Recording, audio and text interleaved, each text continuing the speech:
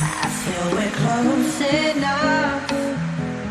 I wanna lock in your love. I think we're close enough.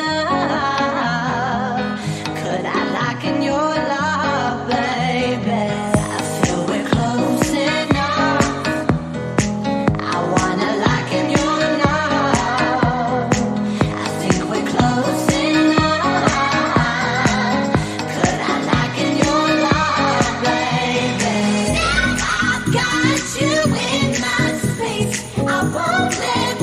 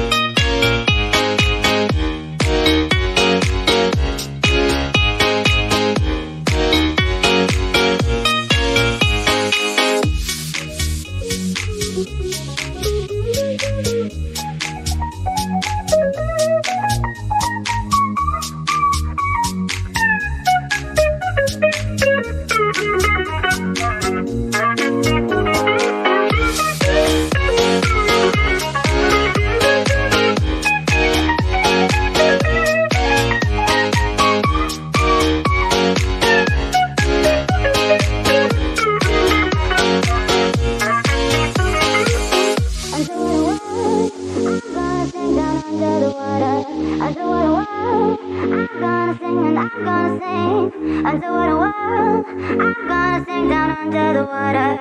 Underwater world. I'm gonna sing and I'm gonna sing underwater world. I'm gonna sing down under the water. Underwater world. I'm gonna sing and I'm gonna sing underwater world. I'm gonna sing down under the water. Underwater world. I'm gonna sing and I'm gonna sing underwater world. I'm gonna sing down under the water. Underwater world. I'm gonna sing and I'm gonna sing underwater world. I'm gonna sing down under the water. Underwater world. I'm gonna sing and I'm gonna sing.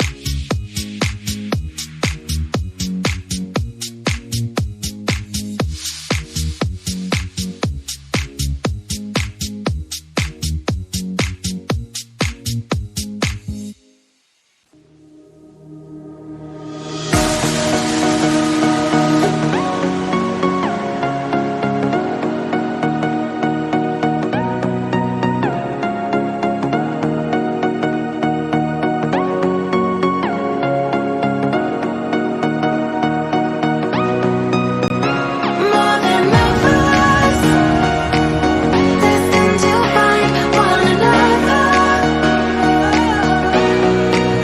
Like lightning and thunder,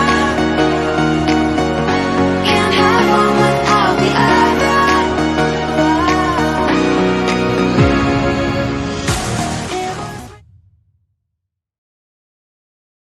Welcome everyone to Mercenaries versus Union Gaming, the grand finals of the South Asian closed qualifiers. We've had a long journey over the course of the past 4 weeks. During Open Cups, Open qualifiers, 8 teams made it into the closed qualifiers over there as well. Over the course of the past 2 days, out of these 8 teams, each and every one of them has been fighting it out, grinding it out to get a spot in the November majors. And now, well, 4 teams have secured a place in the November majors, but for now, 2 teams will fight in the grand finals. That are going to be Mercenaries and Union Gaming. I'm CCV, along with me is Dr. Dang. So, how are you feeling for this matchup? Well, I'm very excited, CCV, because we know that these two are the best teams that our region has to offer, at least for these 3 months of the majors that we've had. These two have come to the finals, and I expect nothing else than a great battle between both these teams in this best of five. Unquestionably. So yeah, we'll be jumping right into the game. But before that, let's head and check which all maps will be played. Now, granted, unlike the remaining closed qualifiers, this is going to be a best of 5 and not a best of 3. So you can see on your screens right now the actual map bans that took place. MrcZ opened it up with a cafe ban and UG banned coastline. Again, very standard. Nothing special about there. These teams, they don't have a history of playing their respective maps that they banned. Well, yes, Coastline has been the default ban for UG for quite a while, and so has been Cafe for Mercenaries. I don't know, it probably just doesn't support the playstyle that these teams want to play. But irrespective of that, the picks that came in from these teams are actually pretty interesting because with Cafe and Coastline out of the map pool, we are going to be seeing every single map that is there in the Pro League map pool. Now, the decider map, which turns out to be Consulate, will actually be in the favor of Mercenaries because they've made their way through the upper winners bracket. So with that, Oregon had been picked by Mercenaries, which will be the first map that we will be seeing, while the second map that we will be seeing will be Clubhouse. So what are your thoughts about these two maps, CCV? For these two maps in general, I think once we head into the game, we'll talk about them as well. But to quickly wrap it up, MrcZ versus UG, they met up against each other once before in the closed qualifiers in the upper bracket semi-finals. Over there in that best of 3, the first two maps were Oregon and Clubhouse, and MrcZ ended up defeating Union Gaming 7-4 and 7-5 respectively. So going by periodic statistical data, I think MrcZ have a very good chance of winning, and even seeing how they've been performing in the entirety of the closed qualifiers, all their best of 3s 2-0 win, 2-0 win, 2-0 win, and now in the finals they are against UG. So I think, yeah, Yeah, I want Union Gaming to win just because of the story and everything they've had, being knocked down into the lowest bracket and fighting their way, making comebacks against Kira, even L2K in a map. But now, looking at it, from a rational perspective, something tells me that MRCZ will end up with this one. Well, same. I feel the same thing too, but at the same time, let's make our way into the first map that we have between both these teams. It will be Union Gaming versus Mercenaries on the map of Oregon, and this will be Union Gaming on defense, while it will be Mercenaries on attack. So, CCV, why don't you make our way into the map? Sorry, the operator bans that we are going to be having right now. Yeah, once again, operator bans. I believe MRCZ will go for a while it's an attacker. They'll ban Thatcher most likely. And so, yes, they will ban Thatcher. And because they've had a long history of banning Thatcher. But it seems like before we head into the map bans, there's been a slight issue. It's going to be, it was supposed to be Mercenaries attacking and UG defending. But unfortunately, it got jumbled up. So, a little bit of technical issue before we start into the game. But otherwise, as well, coming back to the point of operator bans, I believe Thatcher will be banned at the very least from MRCZ.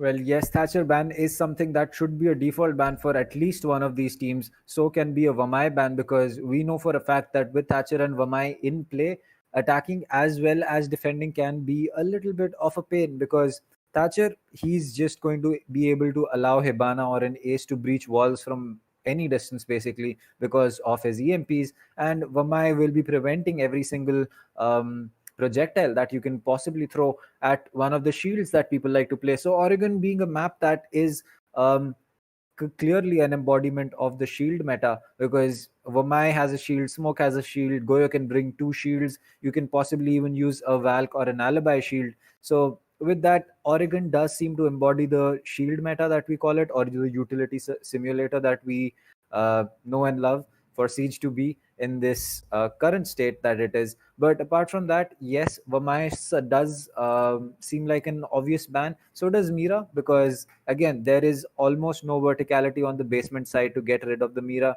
It's almost going to be impossible for teams to breach that. And if you have a Mira facing you, you can almost be certain that you will not be able to use that avenue as a push. So yeah, those are the two defender and one attacker ban that I think are going to be there. Yeah, I was going to mention the Mira ban because most likely MRCZ are the team that have had a long history banning Mira, not just on Oregon but on maps like Clubhouse, maps like Villa as well. It's a standard ban from their side, and seeing that UG also like playing Mira, I mean it's a given ban that MRCZ they look to ban Mira and not allow that one specific operator to be played. And you already mentioned the reasons why she's quite powerful on Oregon, not just on Oregon but other maps as well. In my opinion, no matter how many maps we see today, whether it's the entire four maps or maybe it's even two, I believe Mira is going to be a staple ban in almost each and every map. It is just going to be a few rare instances she's not banned, but otherwise I believe there's a high chance that she will be banned.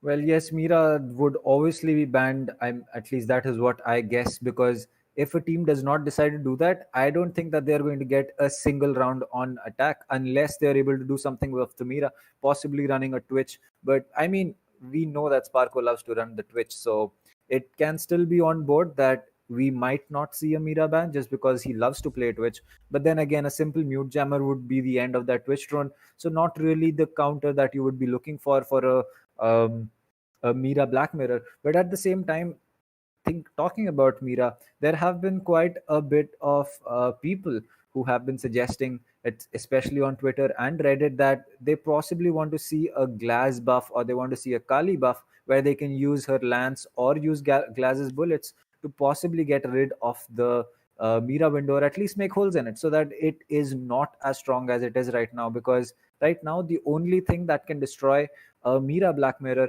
is either a thermite charge or a Hibana or an ace, basically hard Any hard breachers, breach, yeah. any hard breachers from the front side. And from the back, yes, it is as simple as shooting the canister, but you know that as a matter of fact that it is not that easy. Exactly, getting those lines of sights established are very, very difficult to do, and even more so when there are defenders eyeing down on you with the barrels of their gun. So yes, it clearly shows that Mira is going to be an utmost influential operator and a very, very powerful operator as well in this match, in the following games, the majors. No matter what level of competitiveness Are we talking about in Rainbow Six, casual, ranked, or even the professional level? Mira is a staple operator and is heavily utilized when she is not banned. So just for that reason, I believe that either MRCZ, most likely it will be MRCZ banning her. So apart from that, it looks like we are ready and we'll be starting off. Let's head into Oregon and let's see the operator bans firsthand for ourselves. Well, certainly, I am expecting. I'm guessing it's going to be Thatcher and possibly a Blackbeard ban. I'm not really certain about that one. I mean, I do not like to play against Blackbeard, so I would just be saying that. But we can even see a Capita or maybe even a Kali ban coming in, because Kali and Thatcher are basically replacements for each other. The only difference being the way that they decide their utility works. So yep, with that out of the way, a Thatcher ban coming in from Union Gaming side. This is going to be very, this is very meta. This is very staple. There's nothing new about it. If you did not see UG ban it, we probably would be seeing Mercenaries ban it. So I guess the second attacker ban is what is going to be the one that possibly decides the matchup. Exactly, with the Mercenaries, one of their most banned operators being already out of the mix, they have chosen to ban Nomad. All right, that's an interesting ban. Looking at MRCZ and their past games where they have played Oregon, and at least as far as I can remember, offline games and online games, they don't play a lot of Nomad. Like once or twice I've seen MI7 runs the Nomad on Oregon, but apart from that, not a lot of clear history of them playing. There have been instances where for a few rounds they choose to play the Nomad, but nothing very, very constant. Speaking of constant, Monkas is a team that on attack they have very constant attackers. They don't change their attackers ever so often, and that's an entirely opposite trait of MRCZ. They like to switch things up. They like to have different players play different operators in not just in a match but overall in a lot of matches over the course of some time. Well, yes, I think the fact that you said Monkas does not like to change their attacker lineup, so does L2K. I mean, I've seen L2K games where they've basically just run a Sledge, Thatcher, Ace, Zofia, and a Nash. So, yeah, there are teams that love to do that, with the two other defender bans being Mira and Vamai, as expected on a map like Oregon. Doctor is going to be. Let's go over the lineup that we have. So we've got EX7, Jittery, Sparko, Sandy, and Beat on the side of UG. You've got Hasib, Doctor, Maker, MI7, and Taha on the side of Mercenaries. So the attackers, they have a pretty decent lineup, I would say. They have a lot of soft destruction, they have a lot of utility burning, as well as they have their hard breachers in Maverick and Hibana. Now, a lot of people do not like to call Maverick a hard breach. I personally think that yes, he is still a hard breacher. He may do some things better and not as good as the other hard breachers, but at the end of the day, I still do count him as a wholehearted hard breacher. Oh, unquestionably, yes. Though he might not be as efficient as Ace Selmas or Hibana at Skyros or, even Thermite exothermic charges, he still possesses the capability to destroy reinforcements and, to create entries for his fellow attackers to, actually make their way into the objective. And no matter if it's a hatch, no matter if it's a wall, doesn't even matter if it has bandit batteries, Cade electroclaws, anything anti-breach that the defenders might bring, Maverick can still make his way through the wall using his blowtorch. And that's one of the major things you need as a hard breacher. The ability to actually counter the defense utility that they're bringing in order for them to deny hard breach in general. Well, yes, with that, Maker will be the first player to make his way towards site. He will be, sorry, towards the building, as Jittery and Sandy are going to be roaming downstairs. So this is going to be a roam setup that comes in from the side of UG. They have spread themselves out over kitchen, dining, as well as meeting long and meeting. So this will be I would say that with that, Jittery is going to get rid of Maker, as the Ash will fall to the ground. So now, if you think about it, MI7 has had a little bit of a misplay with his utility, because he tried to go in and put a claymore on the shower window, but in fact he had breach charges. So that might just change things. But Doctor is going to make things a little bit easier for his team, as EX7 will fall, Sparko will take a lot of damage, so will Beat. But right now, it does seem that the matchup is going to be on equal man terms. And this is very much, UG yesterday as well against Kira. They were going for these elaborate first floor rooms and, with reinforcements, utility, and everything. But what Kira chose to do yesterday was completely ignore that setup and just attack the site head on, possibly killing the anchors and putting the remaining rumors in a retake situation. And that's the same theory that mercenaries are applying over here as well. They want to attack the site directly. They are encountering some troubles over here, as we see another kill flow in the way of Union Gaming. And there's also a lot of entry denial present for the side of Union Gaming, mainly the smoke canisters and everything else. But still, that doesn't change the fact that kills flow in each and every time for each and every team. MI7 unaware of the fact that a roamer is present over there, but he still gets the kill. We are back on a 2v2 situation. Things are looking equal right now. The breach has happened. Jittery will be peeking wide. He sees Doctor. Doctor and Jittery, they trade a lot of bullets, but no kills happen for any of them. Well, yes, and with that, Jittery will be putting the Zofia to the rest as he has made his way in towards the back. He will spot the IQ, but he will not be able to land enough shots. The IQ with the G8 is going to give chase, though, as she will push into the doorway. She will get spotted by both Jittery and the player playing behind the bed. The push has come in, but the Banshee is going to snag IQ as Jittery will get a slow and an easy kill onto the IQ. Jittery always a very excellent performer for the side of Union Gaming. He got the first kill against Maker and he got the final kill against MI7, showing the true capabilities. Showing his true capabilities. Meanwhile, for the side of Mercenaries, it was a very good effort from their side. That can certainly be said. Then them applying the counter strat, to just kill the anchors and hopefully catch the roamers off guard, which in theory almost happened. One specific kill that MI7 got onto Sandy near the first floor classroom was something that Goyo was totally not expecting. And with that going in favor of mercenaries, all they had to do was look out for the anchors. They knew that Goyo and each and every other roamer is dead, or they have moved back to the objective. So we shall do the same. We shall move back to the objective. Unfortunately for their side, they were shut down by the guns of Union Gaming, and the round was shut down, giving 1 point to UG, which brings us to round 2. It's going to be a laundry and supply defense coming from UG. The question is whether they still want to go for a roam setup, or this time they want to play turtle, like, anchor heavy in the actual objective.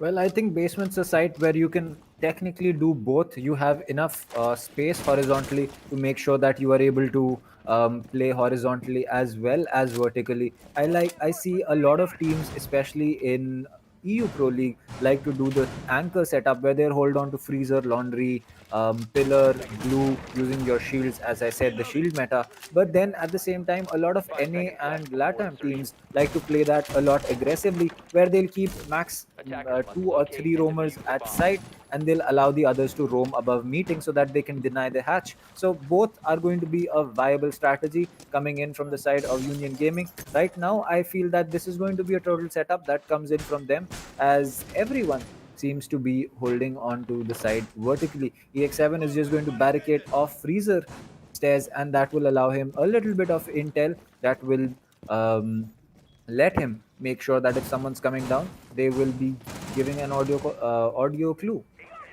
Yes, and for the side of mercenaries as well, their style of attack, at least their style of roam clear, is very standard. This is a roam clear, type of roam clear that I've been noticing from them for the past month or two when I've been seeing them play on Oregon. It's that two of their people come from the west side. Usually it's Maker and Doctor. One person is outside tower stairs just holding a passive angle. In this case, it's MI7.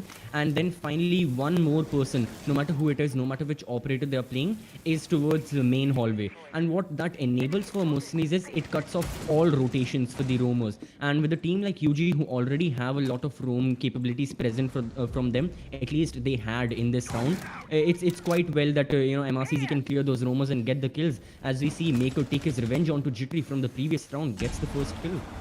Well, yes, and that is going to be the Ash who starts off the kills. The wall bangs are coming in from Maker. His position will be known. Taha has apparently flashed himself, as Beat will be taking a lot of damage. Not really certain where that took place, but the C4 comes out. It will not connect. Maker will be on a double kill. Will he be able to get a triple over here? Yes, he will. Will he get a fourth for himself? He gets the pistol out, the Musok in his hand. He will have to make the push. The smoke comes in, but the SMG-11 close range is going to beat the pistol in his hand, as now it is going to be Zofia who will get the trade for him, for his team, as mercenaries are seeming to be in the driver's seat. And yes, Beat will fall, and that will be the first round that mercenaries takes. So now the score is all even, 1-1 between UG and mercenaries. Yes, and while the early round was going on, the earlier part of the action phase, I was talking about the roam clear and the initial map control that mercenaries goes for. You know how I was mentioning two people coming from east and etc etc. In this case as well, their late round execution, mainly Maker being sent down along with the Maverick, which was Hasib. Both of them being sent down Freezer and Maker getting those kills. You know that Freezer and Laundry push early in the round. We even saw Hibana opening the main lobby hatch. And what that essentially is the freezer lobby push that comes from MRCZ. And that's a sort of style of attack. That's a sort of an execute that I've been not a huge fan of in the past, but that was clearly because of the statistics. Probably a month or two prior during the colorful Bangladesh tournament, MRCZ in the final lower brackets and the upper brackets, whenever they played Oregon, they went for this setup and against two teams, against Monkas and against Vanquished Paradox. Early on, they did not have a lot of success going for this execute. They were shut down a lot. I don't remember the exact rounds won and rounds lost, the exact statistic, but they didn't have a lot of success. But now seeing that they are able to win the rounds with this execute really shows that they have improved, and I'm quite proud of that.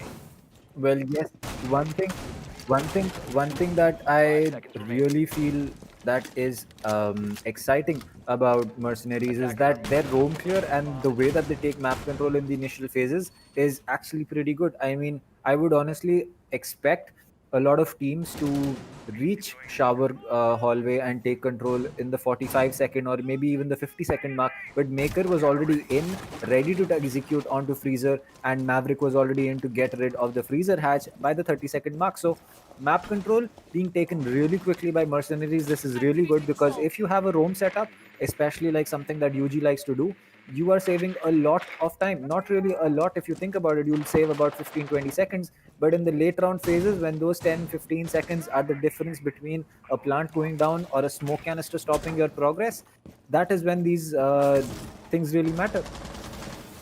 Oh, very truly said. And now we move on to the onset of the action phase in round 3. UG have chosen to go back to laundry and supply.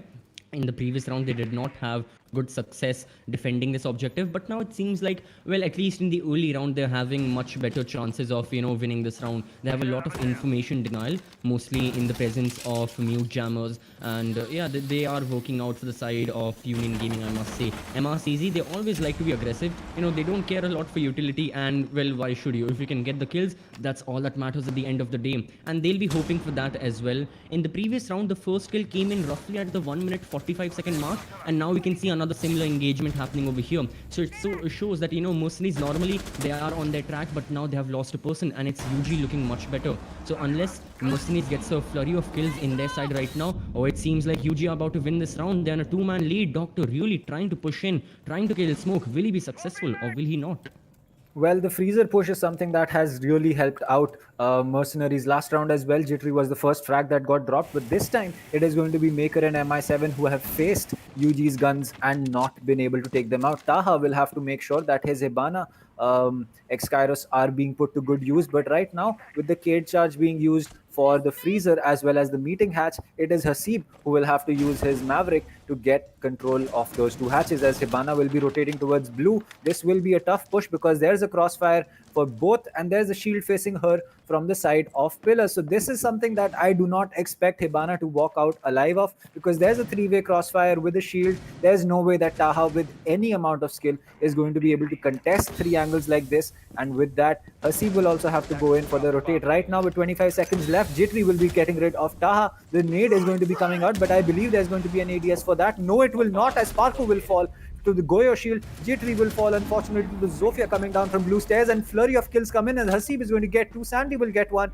It's all down to Doctor. With 10 seconds left, he will either have to go for two kills or he will have to get the diffuser planted. He will go into freezer, but this seems like a lost game right now. The pistol comes out, but Sandy's Vector is going to connect with the headshot, as Doctor will be the final player on MRCZ to fall.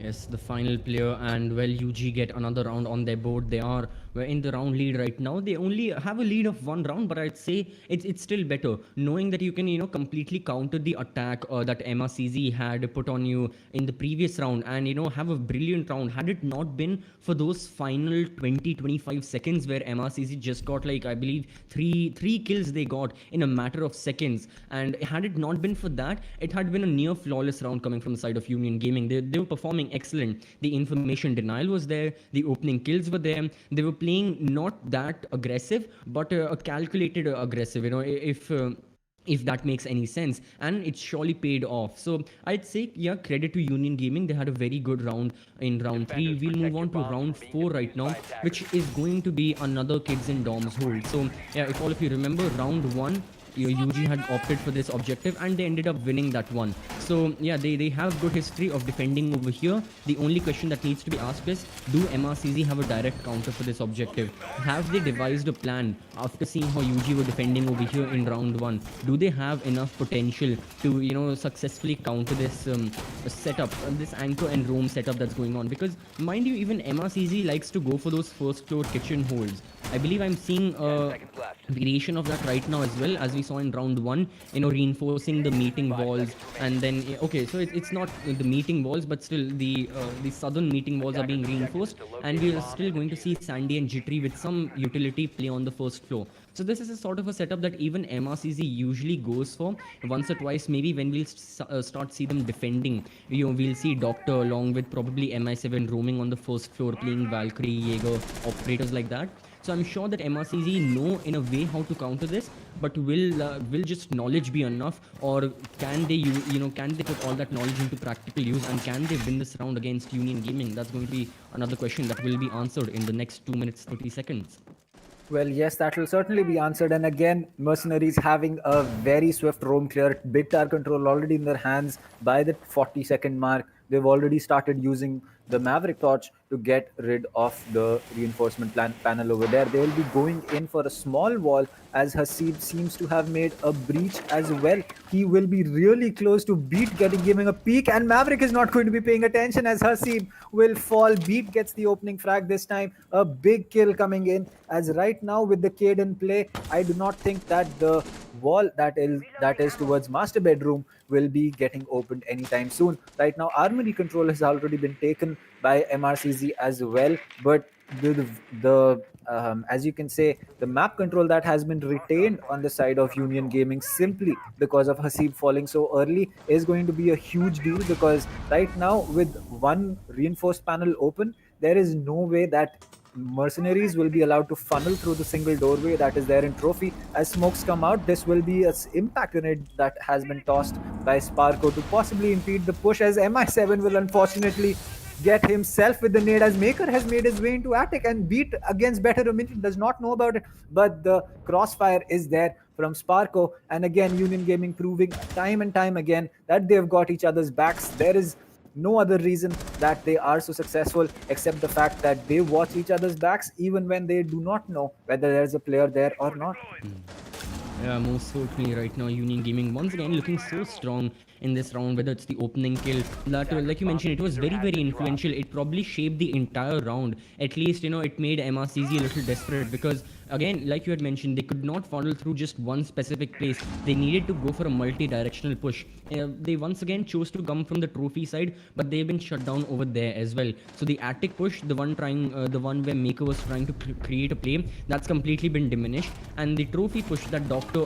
Olio was trying to go for has been diminished as well. So have the chances of MrcZ winning in this round, and UG get another point for themselves in this map. So now currently they are leading 1-3. I would really have to say that they're performing quite well, and they'll be choosing kitchen and dining as one of the objectives. Now kitchen and dining is an objective that has a very good defense win rate, and with the strategy that it seems like UG are going to implement, the Maestro impact trick, and playing towards the showers area, just completely denying showers to MrcZ. That seems to be the play for Union Gaming right now. But We need to keep in mind. Let's look at the operator. Doctor is playing. He's playing the Ying. So I think MRCZ know about this strat. They know UG will go for this one as well. And in order for them to counter that, what Doctor will simply do is throw some of his Candelas, burn out the ADS, then completely throw one of the Candela in inside showers, entirely blinding Maestro, and that will either enable Maestro to be in a vulnerable position where either he can be killed,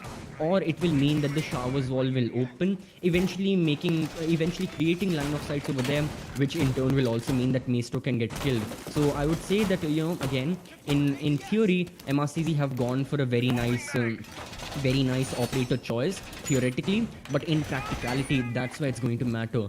Will it be successful, or will Beat still shine with the Maestro? Can he successfully impact trick the wall? Can he deny showers, or will MRCZ reign supreme of that area? And that will possibly decide which team wins the round as well, as it's a very influential area. Well, yes, I think I saw this on Reddit as well, where I think a team from LATAM, or I think yeah, it was LATAM. I do not remember the team's name, but they successfully used 6 impact grenades to trick the showers wall. They made the exact same holes that Beat has been using right now, the left side shower footholes that can be also used to prevent a push coming into shower hallway, and they used Legion. I believe Rook or someone, as well as Maestro, to get those 6 impacts in. There were a total of 3 Ace Selmas and a total of 3 Kairos that they were able to impact rig. So I think that UG is going for a similar style of hold in the shower hallway. Not really the 6 impact meta that they tried, the 6 impact thing that was done by the LATAM team, but at the same time, I think that that is the logic of play that they are going behind. Right now, MRCZ going in for a split push from Attic as well as Trophy. So this will be a pinch that comes in for Sandy as well as Jittery playing on white stairs. A player coming on white window might just be might just spell the end of Jittery's rotate back towards side, and that could be something that is very influential. But Doctor is going to get rid of EX7, so an opening frag that's going to be Kate. I believe a C4 off the board as well for Union Gaming. Kitchen Dining, a very a site that is very influential with respect to C4s, because once you lose control of small tower and the wall gets open for the plant, you have to go and play with the C4s. So that is not going to be something that will be allowed for Cade right now. But I think that we might just be seeing a different style of hold that will come out from the side of UG. But right now the frags are getting dropped. Jittery will get one, but his friend Sparko is going to be on the floor from a player coming onto White Hallway. Another peek will come in from Jittery. Will he land his shots? No, he will not be able to get the better of Hasib right now. But it looks like Jittery will be making a fallback so that he can get Sparko back to his feet and possibly retain the man 4v4 advantage that they have. And again, a trade comes in as Jittery will be trading 1-1 with MI7. And Sandy, unfortunately, is not going to be able to land his shots as Hasib will be getting the turnaround onto him. And again, this is going to be man advantage Mercenaries.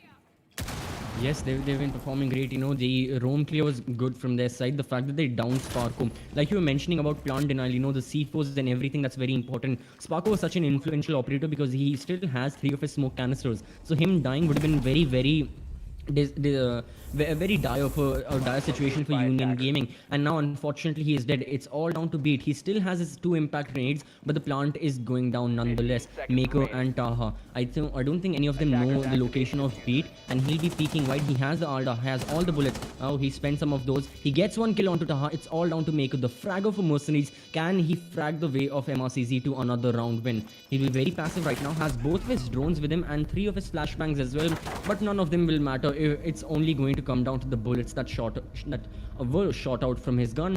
And MRCZ with another very good roam clear, putting pressure on the anchors as well. Once again, downing Sparko being such an influential moment of the entire round. It shows that MRCZ won that round in a very good manner. And now we'll be going back to laundry and supply, an objective where both these teams have had 50-50 chances. It's been chosen as the bomb site twice. Once UG ended up winning over there in round 3, and in round 2 MRCZ ended up winning over there. So this round, it's also going to be quite important, because first of all, UG, if they win this one, they'll have a 2-round lead heading into their attack, which I would say it's decent. It's something, I would always go for a 5-1. A 6-0 seems unlikely given how good both these teams are, but a 5-1 would have been more favorable. Regardless of that, a 4-2 is a good result for UG nonetheless. Meanwhile, for Mercenaries, they have the the chance of equalizing the score and then heading into defense. And yeah, that's the dream of the team. That's the dream of all of these teams. With how Oregon is in general, it's quite a defender-sided map. And if you on attack can get to 3 rounds for yourselves, and you have clean slate and equalized score once you head into your own defense, that's very positive. It will surely amp up all the players in MRCZ, and it's going to give them a good moral boost. Well, yes, MRCZ will certainly have the advantage if this score does come to 3-3. But right now, I think UG has bigger fish to fry, as you can say. They need to focus on getting this round because a 4-2 split is going to be good. Yes, that's a 2-round advantage. But as we know, there is not really any amount of rounds that you can have in your bank when you want to really switch sides on Oregon, especially, and going to attack. So if UG seriously want to make sure that they do walk away with the advantage, they will have to make sure that they get this round and possibly even the opening frag. But beat is going to be, oh sorry, that's going to be Sparko on the smoke. Ying will be taking that kill with open arms as Sparko is not paying attention to what is happening around him. And that's going to be smoke off the board in the first 30 seconds of a round. A huge frag coming in. That is probably one of the main time wasting ops that they had. The 3 smoke canisters as well as the shield. I though the shield would probably have been placed, but with no C4 on beat, this does seem like those 3 smoke canisters that were in the pocket of Sparko are going to be a huge deal as the peak is coming in and Maker will get down with the shotguns.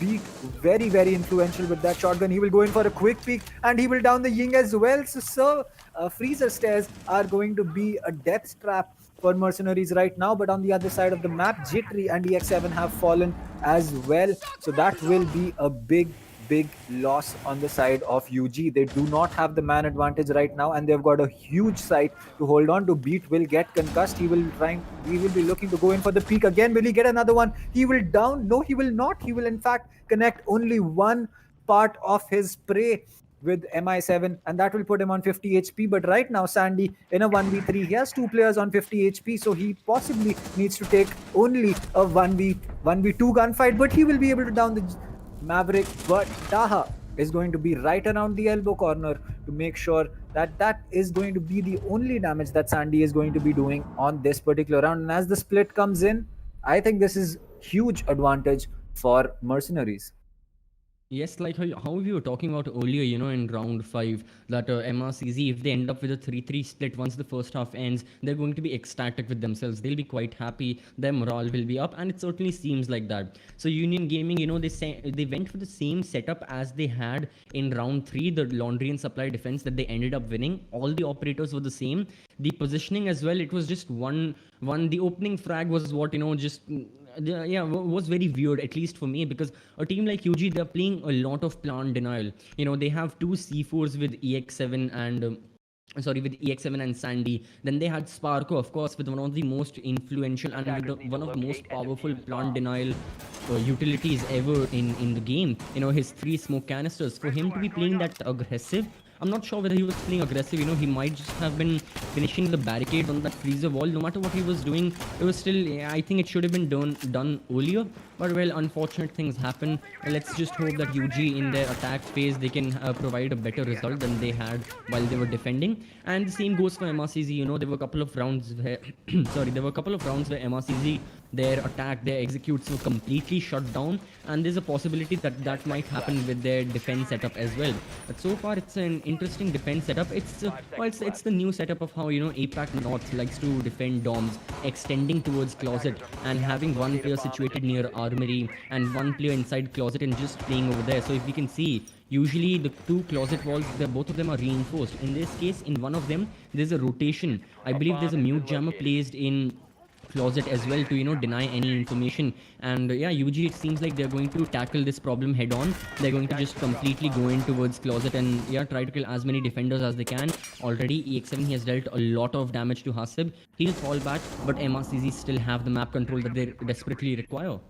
Well, Maker will also be someone who is going to fall to the gun of EX7, and that will be the Zofia, already doing a lot of damage. Though she is a sliver of HP, she will also get taken out this time. That will be the SMG-11 of Taha that is going to be connected. So, one thing that I would like to point out is that UG was very, very good at spreading out the utility that they had on their side on defense. Mercenaries, we have to see how they're going to be doing that, because right now it seems that Mercenaries, though they are on the same 4-4 man count that UG is, especially after EX7 died. But I think the fact that Hasib is going to be sitting at 40 HP and the Jaeger is already down in the first 1 minute of the game is going to be something that will be interesting, as Sparko will make things a lot more difficult for Mercenaries by getting rid of Hasib. That will be your alibi. So your closet hold not really coming out in the favor of Mercenaries the way they had expected it. Taha will be playing close to the breach though, so possibly with the shotgun in hand, he will be able to do a lot of damage to anyone who decides to come in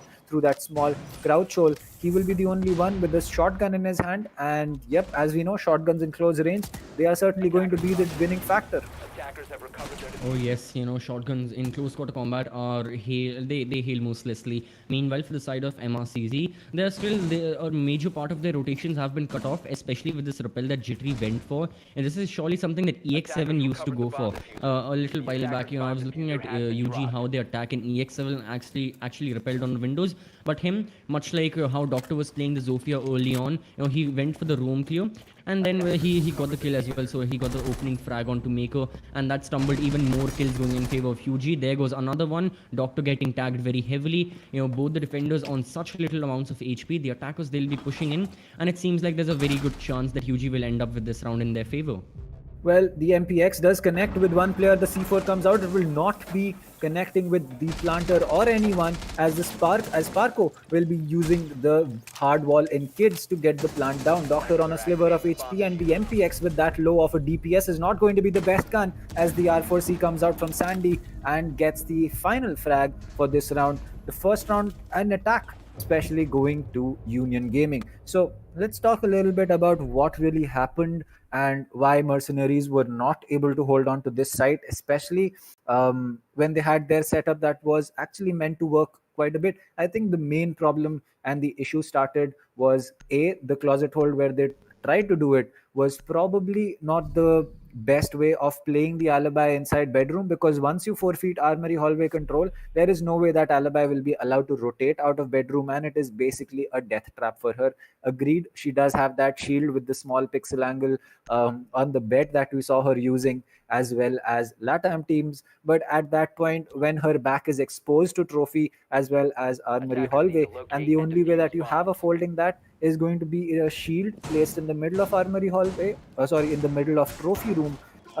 That's not the best and the strongest crossfire that you can hold for your teammate playing inside bedroom. So maybe if Mercenaries look to change that part of their setup, they may be a lot more successful on the kids hold. But right now, it is not going to matter because they have changed their site to go to basement. I think kids and doms is an objective that in general for MrcZ, both on attack and defense, is statistically weaker than their other defenses and attacks.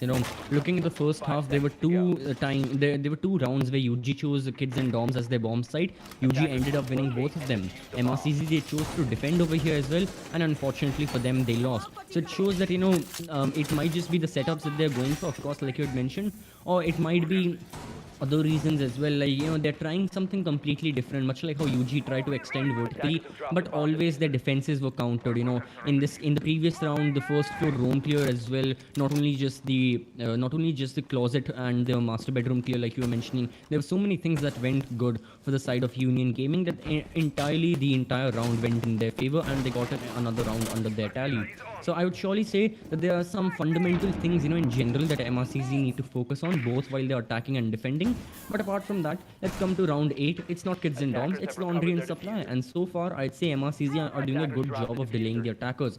We can still see, like we were mentioning before the actual match, the shield meta completely in progress right now. Goyo is present over here, Smoke also had a shield, and they are being utilized to their complete capabilities by all of the defenders. Meanwhile, for attackers, they're still searching for frags, but they are getting a lot of damage given to them in response.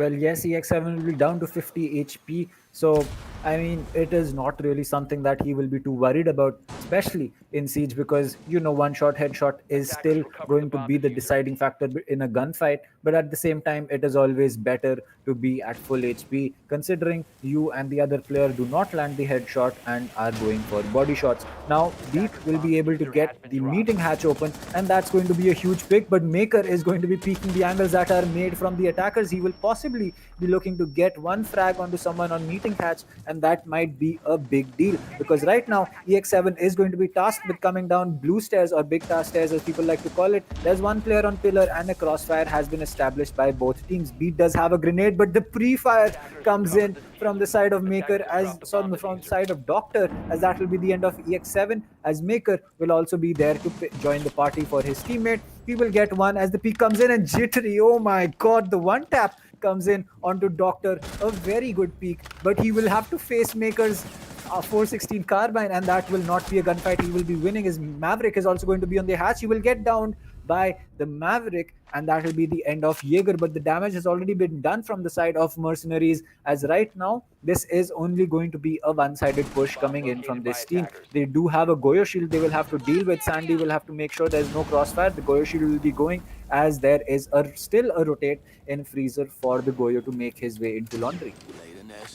Yeah, right now for the side of MrcZ, things are looking quite well. They have the man advantage, and now you can see the plant denial working. Now Taha, he still has 2 of his smoke canisters remaining. Meanwhile, for the attackers, they need to push in from the main hallway. Pillars is the site of death for the Ash, and now it's all down to Beat, the IGL for Union Gaming. Can his leadership make way for UG to win this round? He gets one, but unfortunately the timer runs out, and MrcZ, they win on laundry and supply. So I would say in general, it was a very nice hold, but in my opinion, I think there was a little bit of a mistake from UG than it was, excellence coming from MrcZ that won MrcZ the round. But what I mean by that is mainly UG not sending anyone from bunker on basement, because they only had two people. They only had 2 directional attacks. They had EX7 and later on Jittery playing towards blue stairs and big tower stairs, and then they had a few people positioned on the main hatch. They did not have anyone. They did not send anyone to come from bunker, and that allowed Maker, who is playing the Jaeger, to play so much aggressively near that that major bunker to pillars, that entrance, that doorway. I call it Harry Potter. So it allowed him to play so aggressive over there. He was getting kills onto people who are entering from big tower stairs. He was also holding angles onto the actual meeting hatch, and that allowed him so much aggressiveness, and UG could not combat with it, at least not in early round, and henceforth they had to push in from the from blue stairs. And yeah, we all know how it ended, Doctor shutting down EX7, and yeah, that was certainly the round. Well, yes, you. I think that is not the wall that Hasib should have reinforced. But all right, that could be something that. Yep, I thought that probably Hasib would be going in to reinforce the right wall and making footholds on the left one, exactly how UG did it. But possibly their setup is something else, and that is exactly what he had to reinforce. So again, we will be seeing how that pans out, because right now we cannot guess whether that wall was indeed something that needs to be reinforced or had to have bullet holes on it.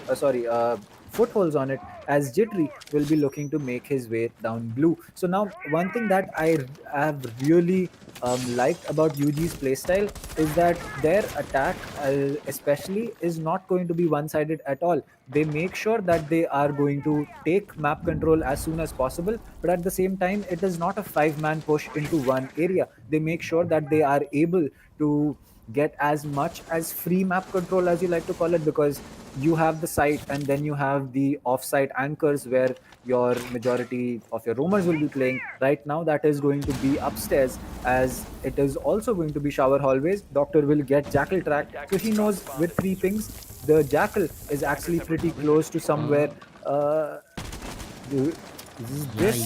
This is actually a nasty angle, but Sparko is unfortunately not able to make any use of it, because this Ace Selma gets stuck between the metal barricades, the metal beams that are there on the floor. So a good smart decision made by Sparko, but it will not pan out, as MI7 will get rid of the Zofia, that is EX7. So both the sevens getting rid of each other, as Jittery will be tasked with flank watch from Freeze's stairs. MI7 will take a lot of damage, as Doctor with the MP5 will also be getting rid of Sandy, and another kill comes out. This will make problems for UG. MI7 is going in for the wide rotate. Jittery will get one. Maverick will fall, as this will be a 1v3 clutch that will have to come in from the side of the Jackal. C7E going to be one of the best guns that Jittery can use to possibly go in for this clutch. He does have a shotgun, so he will be able to open up the hatch for himself. That is what he's trying to do. No, he will instead like to use the rotate that has been made in security.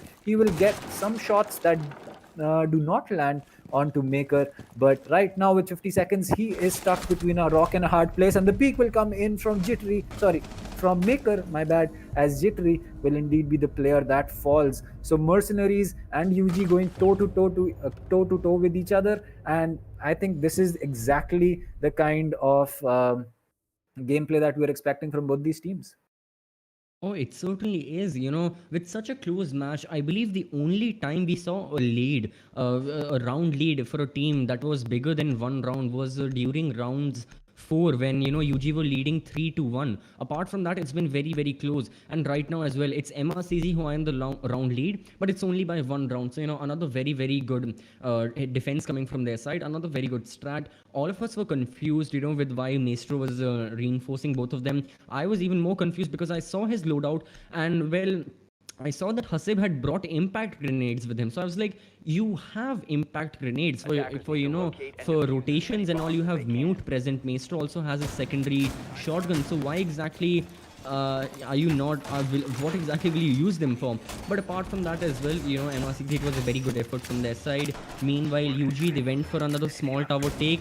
A slight mistake from Sparko. I say slight, but at the end of the day, it really costed UG a lot of utility. First of all, a lot of hard breach utility. In the previous round, Maverick and Ace, being played by Beat and Sparko respectively, were the only two hard breaches that UG had brought. And for 2 out of 2/3 of Sparko's entire hard breach utility to be wasted for little to nothing, it was really unfortunate to watch, and I believe it was very unfortunate for UG as well, and especially unfortunate for Sparko, as he saw twice his Ace Selmas getting stuck in those metal beams. So apart from that, it's a new day, it's a new round, and it's going to be a Dom's defense coming by Mercenaries. And we've talked about how on attack and defense it's not very strong for them statistically, and now is the time for them to change that. Now is the time for all of them to prove us wrong. They've gone for a much more traditional take, reinforcing closet, having castle barricades present, even Rook is there, but UG as well, they are going for the standard attack. They want to open up attic, then they want to open up closet, go for a split push like you were mentioning in the previous round. They attack multi-directionally and then eventually execute onto the objective. Well, yes, that is exactly what is going to be happening. As Mercenaries, I feel that though their setups are much more traditional, they are not going in for something as elaborate as a roam setup that UG was doing. I think it is working just as well because they are able to drop the frags, and at the end of the day, that is what is important, because you can have as elaborate of a setup as you want. You can go in for any kind of a setup, as a matter of fact. But if you do not win your gunfights, it is not going to make any difference, because your setup is only there to enable you to probably win a gunfight. It is not going to help you directly win the gunfight. Yes, a shield will allow you to have a little more intel before you peek. It will give you the advantage where you know exactly where and when to pre-fire, but Maker will be getting rid of the IQ. Yes, that is Jittery, not paying attention to the corner, not clearing the angle completely, and unfortunately for the IQ, that will be the end of her. And that is something that Union Gaming would not have wanted. With 1.5 minutes or lesser actually on the board, they will have to make sure that they are getting this push in the right amount of time, because right now the only way that UG are going to get out of this pit is going to be by getting some frags, and Doctor will be doing exactly the opposite of that, and Sandy will be falling as well. So no more Ash breaching rounds or flashbangs. Taha will be holding from behind bed, and that will be the breach that he will be able to hold on to. He will get a few bullets onto himself, but will land a few onto Beat as well. So no coming in directly from the side of the breach, as there is a three-way crossfire again. So Mercenaries very strong with the crossfire, as Rook will be getting rid of Sparko. So Union Gaming are going to be in a bit of a pit, and the second that EX7 decides to jump in, he might be able to Jaeger is going to get taken out by Beat, as a matter of fact. So he was droned out. And yep, so right now, Mercenaries clearly in the driver's seat with 20 seconds left to go. I do not see this going any other way except Mercenaries. Oh, certainly. And they've proved all of us long. They've showed that they can win on DOMs. And they have more than enough capabilities to get the clutches as well. They can get the kills. They can win the rounds. Their executes, again, like you had mentioned, they aren't very, very elaborate. They aren't intricate, but they work. And at the end of the day, that's all you require. Be it he gets one onto Hasib, killing his fellow IGL on his opposing team. But at the end of the day, one gunner kills another. Doctor with the final kill. And MrcZ get another round on their board, now getting match point. And just before we head into the final round, I don't know, this is one thing that I've seen over the course of entirety of Oregon. I just want to say the statistic out because it makes no sense, but for some reason it has happened over the course of all these 10 rounds. So we have seen, like I mentioned, we have seen 10 rounds play out so far. In each and every round, whichever team's player got the opening kill. So, for example, in round 1, Jittery killed Maker. In round 2, Maker killed Jittery. So, no matter, in each and every round, the opening kill went for whichever team, in favor of whichever team. That team ended up winning the round. And this is something I've seen over the course of all 10 rounds. I'm not sure whether it indicates that opening kills are very, very important, because this kind of thing just gets disproved a lot of the time. Very early on, you might lose a couple of people, but then later on into the round, you can make up for that compensation in other ways, and you can win the rounds as well. But yeah, just something interesting, food for thought, how these teams have been playing. And yeah, another thing, just to MrcZ, for the past 3 rounds as well, they've been getting 3 opening kills, and they've won on each and every objective. So it shows that they have more than enough capabilities to close out the match right now, right here in round 11. Well, I agree with you about the opening frags. I think that a lot of times in ranked, opening frags do not make that big of a difference because you are not really playing as close knit as you will in a competitive match. I think that it could also be down to the fact that both these teams value refrag so much that sometimes if you get the opening frag onto one player, you probably have their teammate going in for the trade, and it's just a matter of time depending on which on or rather who the trade game favors, because it could be that Mercenary starts off the trade game by getting one opening frag, but then Union Gaming just drops 2 more when they're getting their refrag. So it just depends on which way the trade game goes, and I think most of the times it is indeed going in the favor of the team that gets the opening frag. So yes, that is what I believe could be the reason, but then again, what do I know, right? Yeah. I mean, when you talked about rank, my mind blanked. I've never been further than gold one, so I have no authority to talk about this. But well, these people have not just in rank, but they are proving themselves to be the best of the best in this region, and it shows in their gameplay as well. And speaking of their gameplay, let's jump into round 11. The onset of the action phase is here. Union Gaming. In this case, they are going for a laundry take. Alright, could be interesting. They have opened the meeting hatch, or it might just be one of their tricks. They like to open each and every angle, and then they push in from wherever to, they push in from any area to confuse the defenders into making them think that where the actual execute is coming from. So it could be one of the tricks up the sleeves of Union Gaming, and it seems like they are a little desperate right now because they cannot have any more do-or-die situation. They are in a do-or-die situation, and there goes, speaking of die, Jittery unfortunately dies by the hands of Doctor. Well, that was a very good pick that came in from the side of Doctor, and a very important one, because though it was just the Ash that was off the board, that is Jittery off the board. That is one of the strongest players that you have on the side of Union Gaming, and with Mercenaries on match point, it is not going to be easy for them to come back from this, because Sandy is also on very low HP. He is just a bullet down.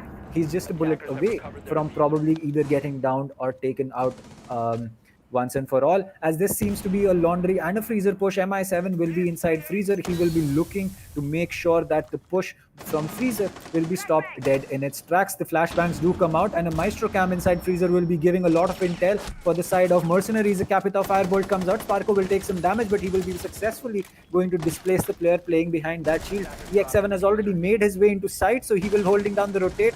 Doctor will get one. Doctor will get two.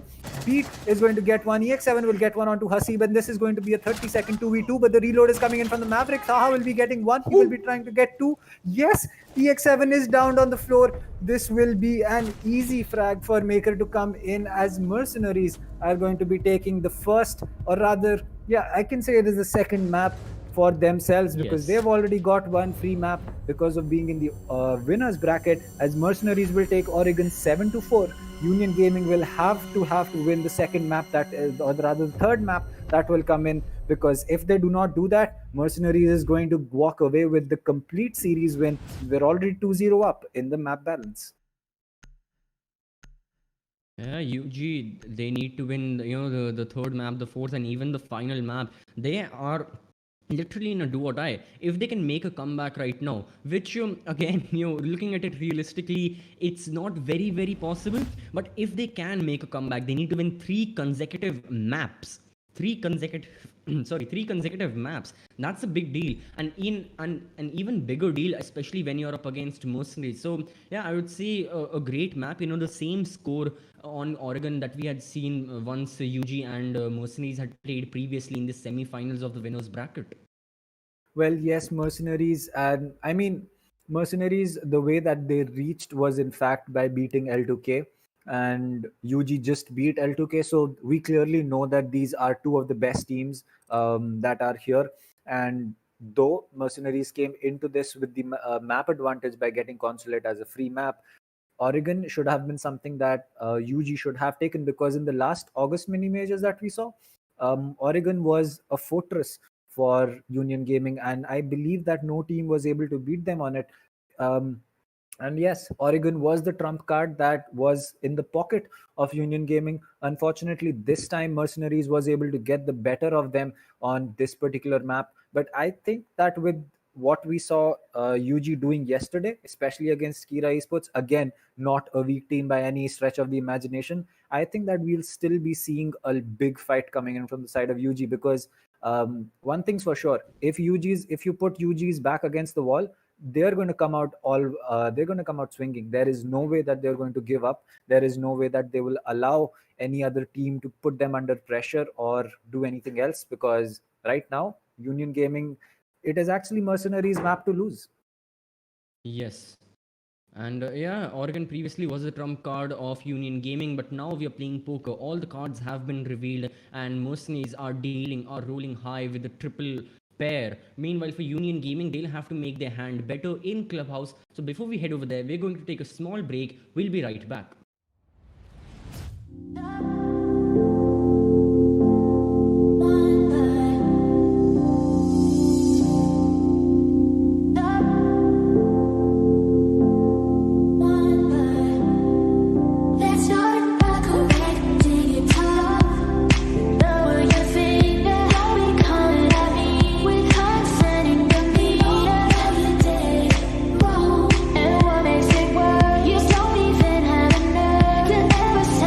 Sorry.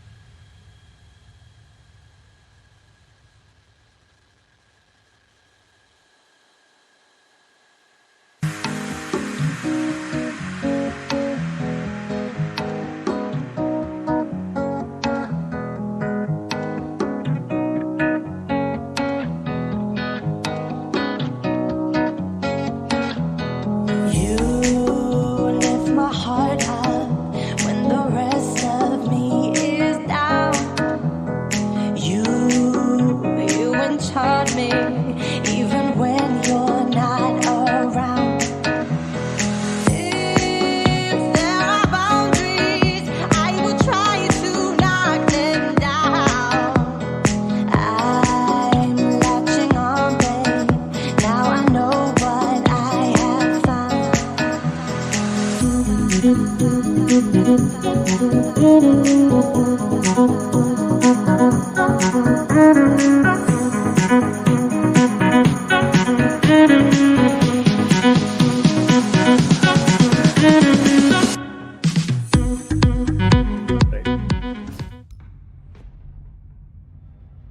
right, ladies and gentlemen, we are back with the second, or the rather the third map that we will be seeing between both these teams of Union Gaming and Mercenaries. This is going to be on the map of Clubhouse, as Mercenaries right now has a 2-0 advantage in the map score. So right now, this is a do or die map for Union Gaming, because Mercenaries is sitting at series point with respect to the maps. They are indeed, as I said earlier, 2-0 up in this best of five. If they are going to be taking this particular matchup, they will walk away with the win in the closed qualifiers. So with this, we are going to be seeing the bans that come out from both these teams. Mercenaries going with the Maverick ban, and I believe Union Gaming should be going in for a Thatcher ban. I think it's going to be again very default bans in general about Clubhouse. I think MRCZ have a good chance of winning, because previously, again, if any of the viewers did not know, MRCZ and UG, once they had already met up in the closed qualifiers, that was the upper bracket semi-finals, and in that best of three, MRCZ ended up defeating Union Gaming 2-0. First map back then was Oregon, and MRCZ won that 7-4. Same score here as well, 7-4 MRCZ won. And back then, the second map was Clubhouse. MRCZ ended up winning 7-5. And yesterday, UG, unfortunately, they lost on Clubhouse against Kira Esports 3-7 as well.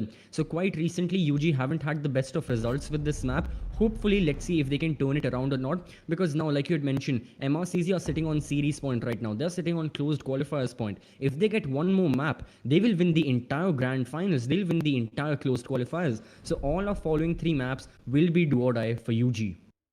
Well, yes, UG did not have the best game against Kira Esports yesterday on this particular matchup, but I think that could also be down to the fact that they were marred with disconnection issues, especially from Sandy and EX7. They had to get Poseidon in at the last moment. It did change things in the favor of them a little bit, but at the end of the day, Kira was already way too ahead for that sub to make any kind of a difference, as Poseidon unfortunately was not able to take his team to the home run. So with that out of the way, we are going to be seeing a church defense that comes in, as Maker is going to six pick off the Vigil. Six pick off the Jaeger into a Vigil. So this seems to be an SSG roam strat that is coming in from the side of MRCZ, because we know for a fact that that is one particular roam setup that does not require a Jaeger on board, but it will also leave them vulnerable to a blue and a dirt side push, because the smoke that is all right, there is no smoke on the side of Mercenaries, so they probably will not be looking to hold on to the side of dirt tunnel, which can again be a huge problem for them, because if Union Gaming are able to figure that out, that there is no control from Mercenaries on the side of dirt, they might just rush that, and the site will be all in the hands of Union Gaming. Not just dirt, but on first floor towards the eastern side in blue as well. That's a small vulnerability that can be exploited from UG. And again, a very interesting anecdote. In the previous closed qualifiers, in the finals as well, it was UG versus MRCZ. The map was Clubhouse. It was UG defending. They had opted for the SSG roam, and MRCZ chose to flood blue entirely. All 5 people coming down generator. Unfortunately for MRCZ and fortunately for UG, the defenders ended up winning that round. So let's see if history repeats itself this time or not. From the looks of it, for now at the very least, it looks like UG are going for an entire roam clear. They want to be very thorough with which people they kill, and which roamers they clear out. Eventually they will move on to the objective, and then they will execute. Well, Doctor has been allowed to escape from his fate inside a bathroom hallway, but it will not matter, as Jittery will catch his head inside logistics, and that will be the end of the Mozzie. So the P10 Ronnie going to be on the floor, as Jittery will find some footprints for himself. That will be Castle, a big frag coming in from the side of Union Gaming. So right now the roam setup not really the best, as you can say, has held up for Mercenaries, because they will have to go in for an early fallback and this might be something that is just basically down to the coordination that UG has. These are players that have been playing together for quite a while. They know they know how each other play, they know how to watch each other's backs, and that is exactly what enables a team like Union Gaming to have such prowess on their roam clear, as Jittery is just going to embody that once more. That will be maker of the board, the Vigil, and his K1A are going to be on the floor now, as the bar cam is still up, but Jittery has somehow not spotted the blue light flashing, as he will not be taking it out. So that might be in the hindsight, that might be something that may hurt UG, because now Moto Hatch control, though, can be taken by the side of Union Gaming. The two dead players of Mercenaries, they will be able to trade information to their teammates and possibly help them with the calls on the drop. But Jittery will take a lot of damage. I'm not really certain where that came from. I think it was the C4 of Asim, as Jittery's literally on a sliver of HP. I think even if someone sneezes on Jittery right now, he will not be making it. Yes, and for UG, they need to make it into the objective. They still have about 40 seconds remaining, so it's still quite possible that they will have a successful execute, especially with the man advantage, the two-man advantage that they possess currently. And it's down to the players of MrcZ to keep the attackers at bay, and it looks like they aren't doing a good job as of now. And yeah, for MrcZ, I would say that in generally going for these very sophisticated, intricate setups isn't their whole ordeal. Whenever they go for a roam, it's a very free-flowing roam, and now they went for a sophisticated one, and they're getting punished. So even more kills go in favor of Union Gaming. The final kill comes in. Jittery, he got a triple kill in this matchup, killing finally MI7, and Union Gaming in flawless manner win round 1 Church and Arsenal. Well, Union Gaming is certainly seeming like yesterday's clubhouse match is not affecting them at all, because right now, with every single player in the lobby for them, they are looking unstoppable on clubhouse. It certainly seems like that as well. And MrcZ, they are not giving up hope. They have gone for a different setup now. So yeah, they don't have any information denial. Say bye to Mute and Mozzie, and hello to Goyo and Jaeger. So it seems like they are going for a different strategy. And again, once again, like I was talking about, that intricate, very elaborate rooms aren't the ordeal of MrcZ. It isn't something that they usually go for.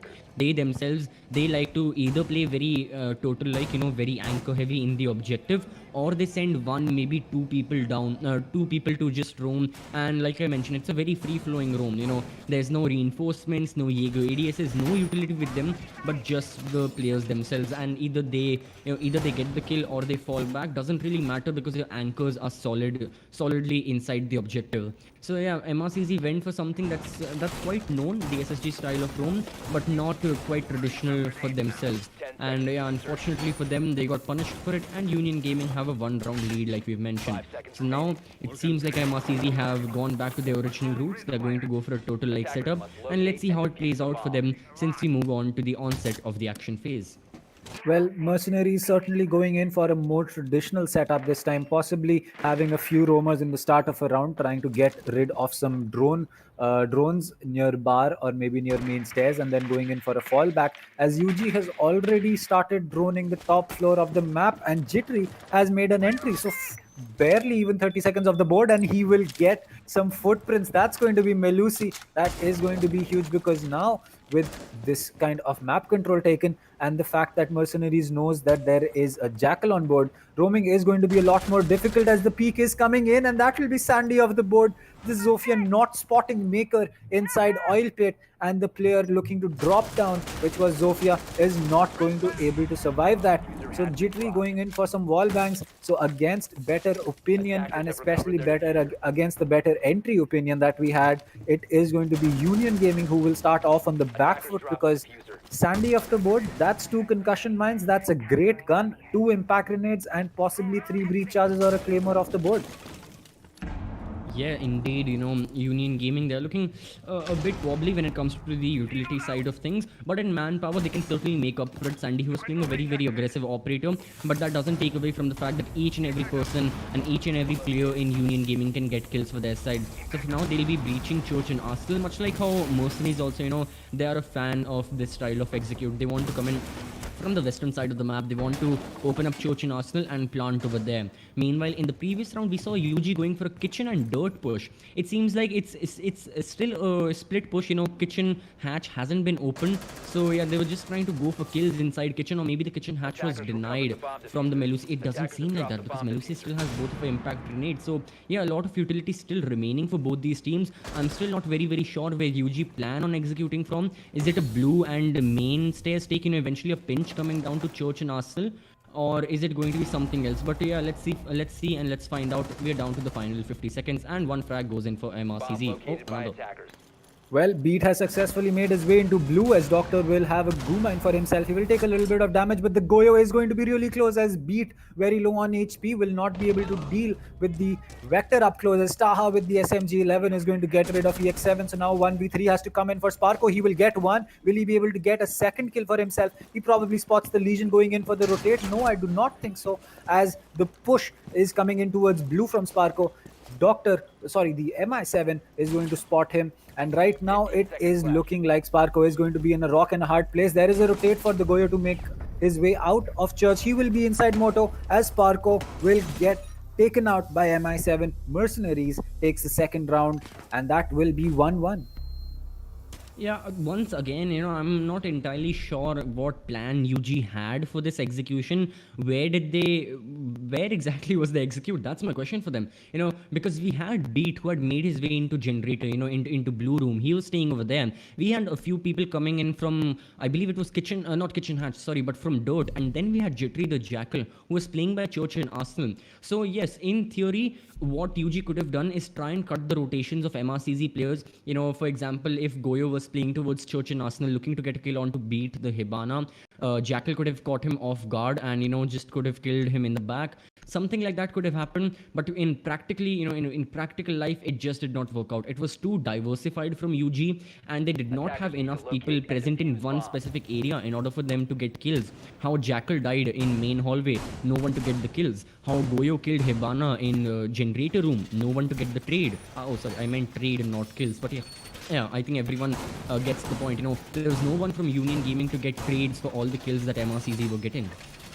Well, yes, MrcZ was able to work that out because, again, the opening frag went to them, and after that, the trade game that they played was in their favor as well. So, Mercenaries really showing that despite Union Gaming's close-knit team and excellent roam clear, it is not going to be enough for Union Gaming to just walk in and get kills. They will have to make sure they work for them, as now the site is going to be on the side of Gym Bedroom. So Mercenaries really taking this to Union Gaming's best site, as a matter of fact. Or is this CCTV? I'm not really certain. Yes, it is CCTV. My bad.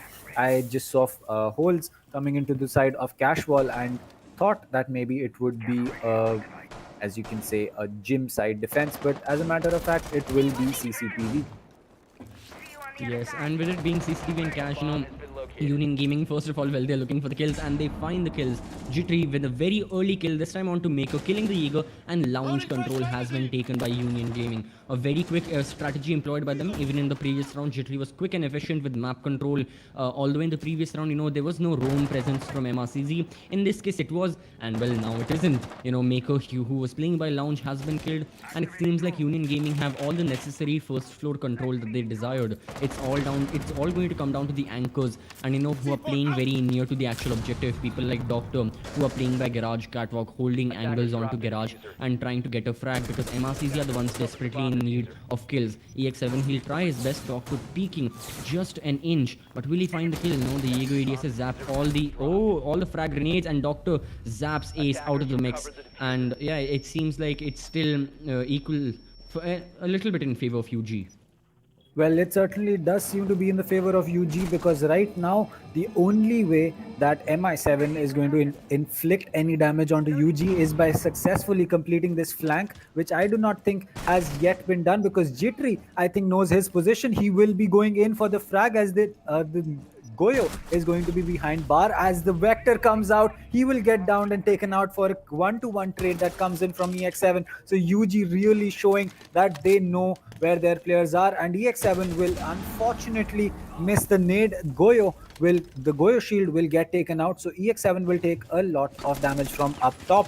I believe that this is going to be Hasib, who in fact took out the Goyo shield from upstairs, sitting inside Cash. Taha and Hasib will have to make sure that this 3v2 clutch comes in, because Mercenaries will certainly have to make sure they take this round. Otherwise, EX7 as well as Beat, who will be able to come in from the side of Garage, will get the plant down successfully, I believe. With launch control not there in the favor of MrcZ, this will look like they will have to go in for the kills, and yes, they will. Hasib and Taha getting one each, as now it is just going to be Beat, the Hibana with the Type 89 in her hand.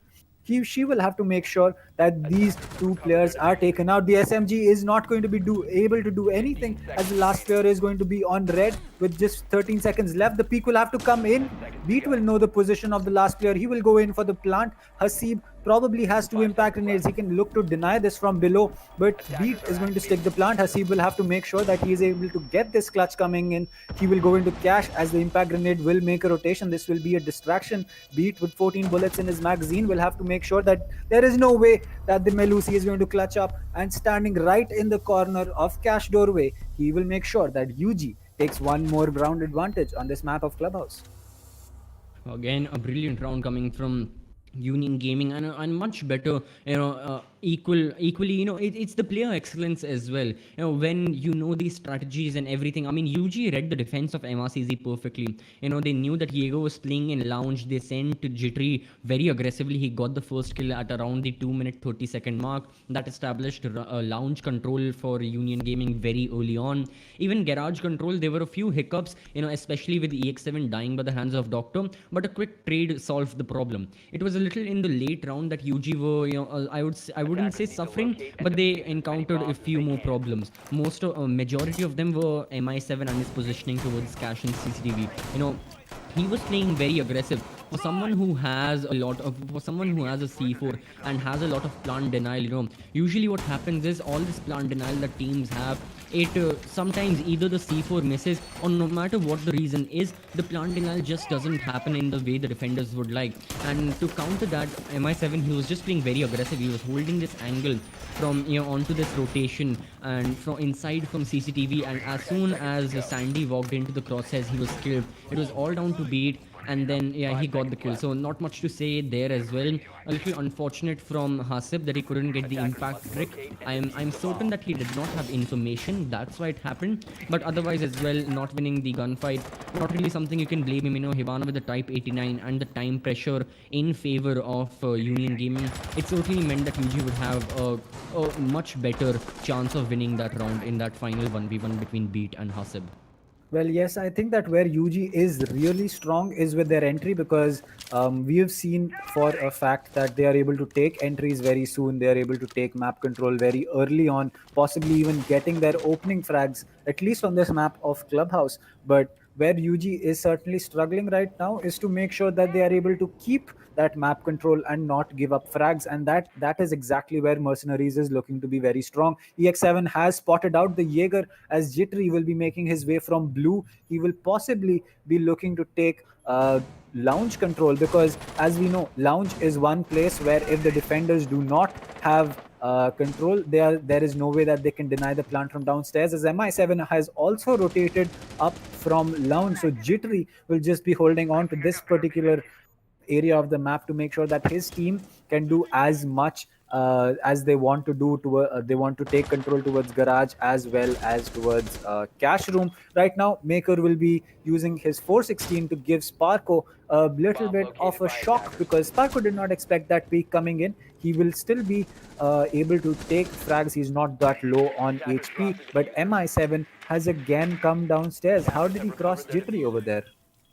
I'm not sure about that, but the remaining of Union Gaming, not just Spark, but each and every player needs to get frags right now. This is a good start. Beat almost killing Maker, and what this realization is for MrcZ is that they know that okay, they have made their way into construction. They have first floor control as well, with Jittery present over here near garage storage stairs. They are trying to flank all of our anchors playing towards garage and all, but that will take some time. And to the side of Union Gaming, time is of the essence right now. They have a minute on the clock, but all 5 defenders remain. No casualties have been faced right now, and when it's down to the flurry of kills, thanks to all the utility that the defenders usually have in the final seconds, it's usually the defenders winning the round and winning the gunfights. So UG do not want that to happen. They have made their way into construction as previously said, and they'll get the opening kill as well. Not inside from construction, but it doesn't even matter as a flurry of kills come in. It's all down to two people in MRCZ. In this case, UG completely overturning the previous result that we have thought about. The players of MRCZ, they'll try their best, they'll pride and poke,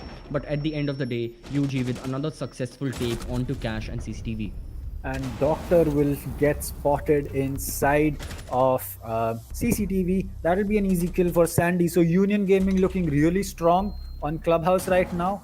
They certainly have to look strong, because if they do not, this will be the end of their journey in the closed qualifiers. They have already qualified for the majors, but at this point, both these teams want to make sure that they win this out, because they will get a huge advantage in the majors for the same win that they will be getting. So with that out of the way, it will be again a Church and Arsenal defense coming in from the side of Mercenaries. I think that they are not really favoring the gym side defense as a lot of teams like to do, especially teams like UG, whose almost primary bomb site most of the times is going to be towards gym. So a little bit of a difference in the play style of both these teams. But again, both these teams know what they're doing. Mercenaries may just not be comfortable of going towards gym, so they are opting to go back towards basement. Yeah, I think the difference in playstyles can really be seen once we'll start once we'll start seeing UG defend in the second half. Then we'll see that they like to go for elaborate setups. Mercenaries, they opted for that in round 1, and we all saw that it did not turn in their favor. Their cash and CCTV holds have also not been quite well for them, and UG have ended up winning a lot of rounds. It's only in Church and Arsenal that MRCZ got one round, that was round number 2. Hopefully, let's hope that they take another round under their belt, because now the UG are looking quite strong.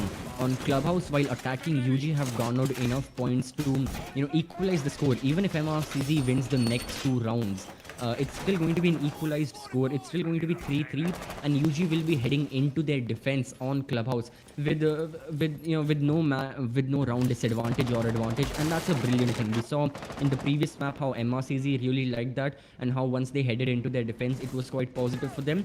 Now it seems like it's going to be UG taking the favors in their benefit. Well, UG is certainly lapping up every single opportunity that they can get, as it will be Goyo who will be prone inside dirt tunnel to... Sorry, that will be the smoke, in fact, who will be prone inside dirt tunnel with the shotgun, as Beat will be looking to take some... is that a grenade that was used by EX7 to get rid of the Cage Charge? Yes, but that will not help, because the Cage Charge is still going to be successful, and any player getting close to that drone hole will be met with the M59 in his face.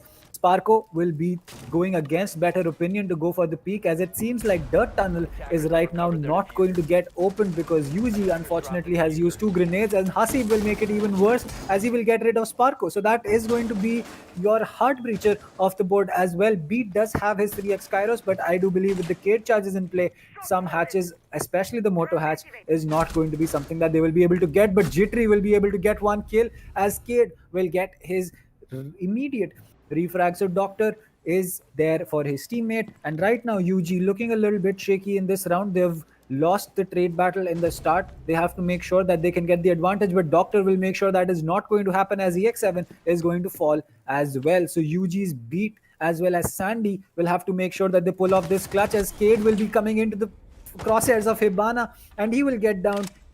Beat not getting any single point of damage, as he will be going in for another peek. He will spot the head of the Melusi, I believe, as he will make his way in towards Moto. So the Kate down is going to get taken out, or I believe he will still survive, as Taha will also get down. So that's 2 players off the board. Beat doing very, very well, but there's 1 player still inside blue. This is a 1v2 essentially for Maker to clutch up, because his teammate is going to be in a place where he will not be able to get the trade, as Beat will have a flashbang in his hand and Maker will get rid of him. But the player inside blue is going to spot the Jaeger. Will he be able to get his shots? Yes, he will. Sandy getting the final kill, and that will be Union Gaming against Better Opinion taking another round. I do not know what MRCZ did over there. They had the clear man advantage, and Beats push into Moto. That was picture perfect. He got the Kate down, made sure that the smoke was not able to cover up for the Kate to get picked up. At the end of the day, 2 frags from Beat. Those were the difference between MRCZ picking this round and UG taking a 3-round lead, as a matter of fact, on Clubhouse Attack. This is the first time so far, summing up Clubhouse and Oregon. There were a total of 16 rounds that have been played, and out of those 16, this is the first time where an opening kill did not result in a win for the same team. Now, Hasib got the opening kill onto Sparko. I believe there was another kill that went in favor of Mercenaries, but UG, like you mentioned, they entirely turned it around. They got the entire round in their favor, and well, to good use as well. Credit where credit is due. The kills that Beat got, him pushing down, even Jittery his frag, and he did unfortunately get traded out by Cade, but at that moment it did not even matter, because so many essential sites and so many essential angles that MrcZ were holding were completely substituted, and they had to make another person. Once Doctor was put in a down but not out state and he fell back, they had to position Smoke over there as well in Moto, and then Beat started pushing in. Somehow, against all odds, he won against the SMG 11 and he won against the M59 shotgun. So yeah, a great play coming from Beat, a great play coming from the remaining members of Union Gaming as well. And like you mentioned, they have a 3-round lead. We'll be heading into the final round of the first half. Finally, MrcZ have chosen to play Gym in Bedroom, and yeah, let's find out why they were hesitant to play it before, because now they have only chosen to play it for the final round of their defense on Clubhouse.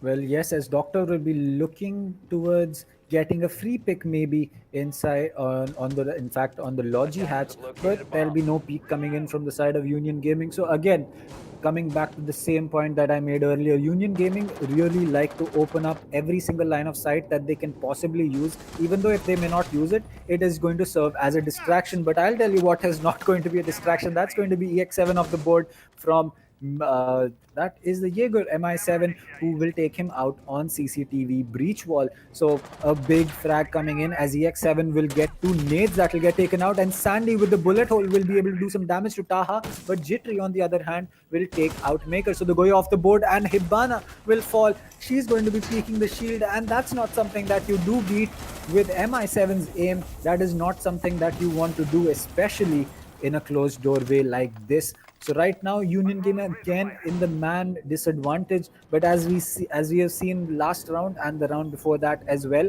you can't count Union Gaming out of it till the last frag drops. They are able to get in 1v2, 1v3 clutches. They can even do a 2v4 clutch. So right now, MrcZ does have the man advantage, but I'm still not ready to count UG for this round. And with the time that UG have remaining, still half the round is possible, and any execute is possible with this much time, half the round. So I would surely say, and like you, I wouldn't count UG out of this round at all. They have more than enough capabilities to clutch. They have more than enough capabilities to perform a successful execute for kills as well. They have made better ones. They're even in a much tougher position right now, and as I was saying, that Mercenaries 3 kills in an instant, and they win the round, completely overturning all expectations, and now they'll be ending the first half with a 2-round deficit. Still not the best result overall, even though they won round 6 in a good fashion. For them to be heading into their attack on Clubhouse with 2 rounds, with them trailing by 2 rounds, I would say it's not the best for their side. They need to turn up right now if they want to end this best of 5 right here and on this map. Otherwise, UG, who knows, they'll be able to make even more clutches like they've done in the past. Well, yes, UG on defense is certainly going to be a difficult thing for MrcZ to deal with, especially on Clubhouse, because though they were able to get a 3-3 split on Oregon, where MrcZ we know is a very strong team, on Clubhouse it could be a completely different ball game because it is a much smaller map. It does not allow the attackers to distance themselves from the objective so much, and possibly from the roamers, because if say the site is basement in Oregon, you can almost probably say that if you're looking to enter small tower or big tower, you can do that with relative safety without an unknown angle being open from the defenders. Clubhouse, not so much, because it is a map that is much older compared to Oregon. Teams know a lot more angles that are made through soft walls and possibly even through multiple walls. But at the same time, you cannot distance yourself from the site so much, so you might just be really close to an angle that the defense must have opened up to catch you off guard. And as we know, UG is really good at that. They have a lot of big brain players, especially like Jittery and Sparko, who make their strats for them. And as we know, their strategies are mainly dealing with either with either roaming or with entry denial.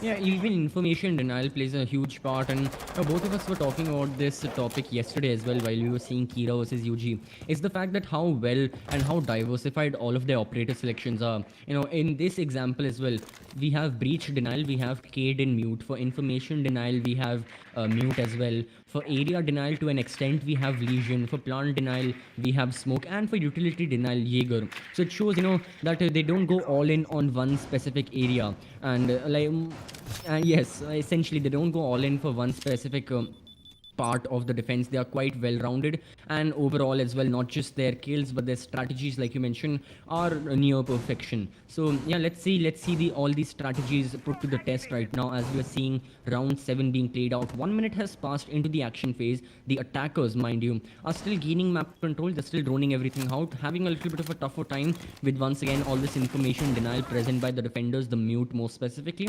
But let's see how they get through all of it.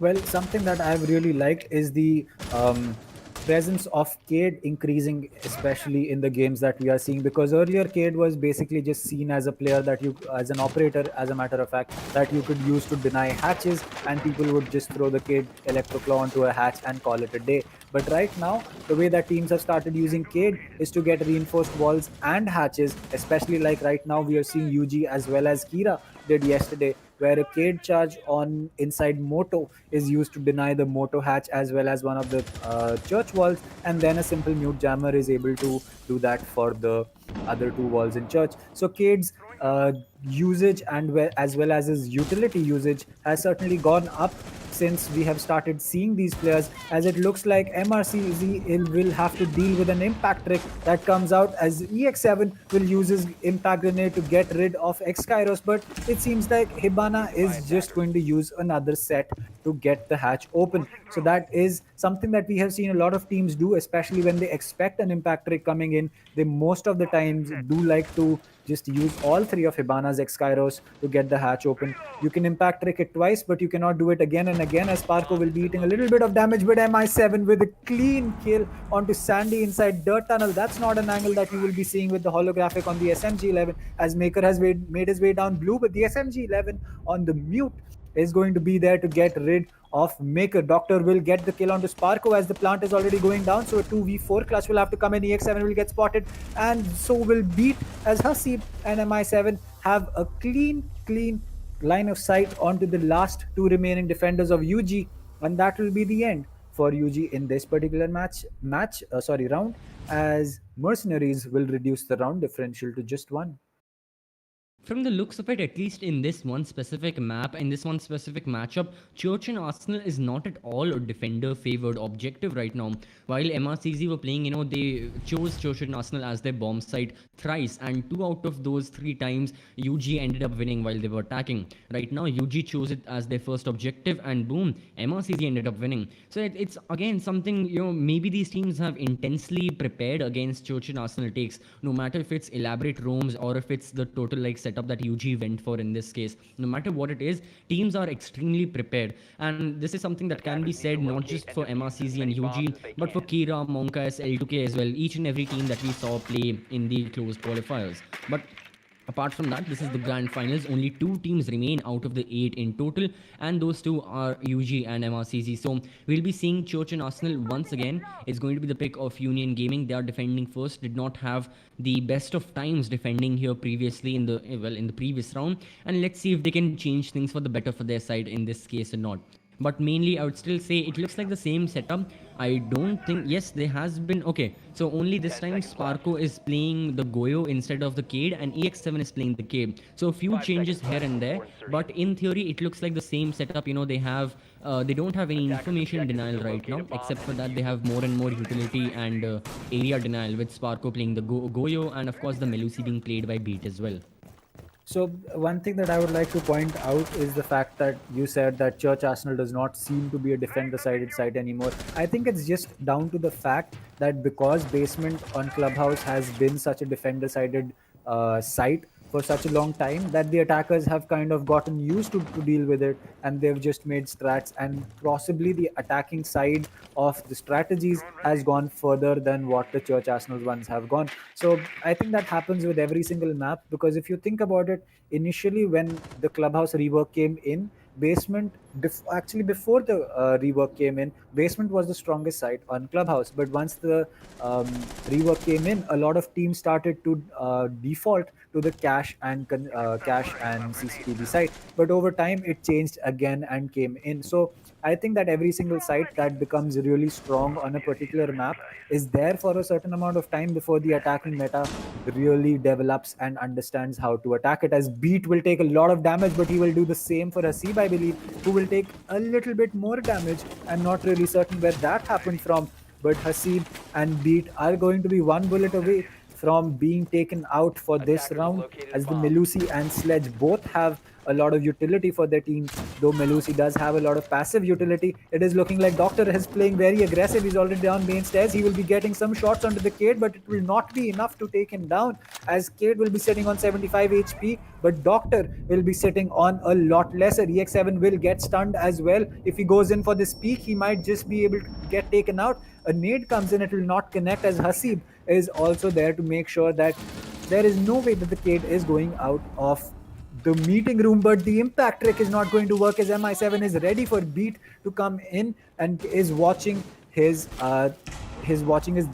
that angle, especially right from the holes that the Sledge had made. Estaha will get one more. EX7 is unfortunately going to miss his C4. Hasib will drone out the Goyo, as every single player of MrcZ except Maker is very low on HP, but he successfully made his way into blue. He will get rid of the Goyo shield. That's going to deny the rotate for a while. Taha will get one. MI7 gets one. That's going to be a 1v5. Sandy will get one, and that's going to be a down as well on the hatch, but his position is going to get called out. This shotgun comes out, but MI7 is just going to be prone in the hallway, as Mercenaries finally take another round to equalize the round count on the side of their team.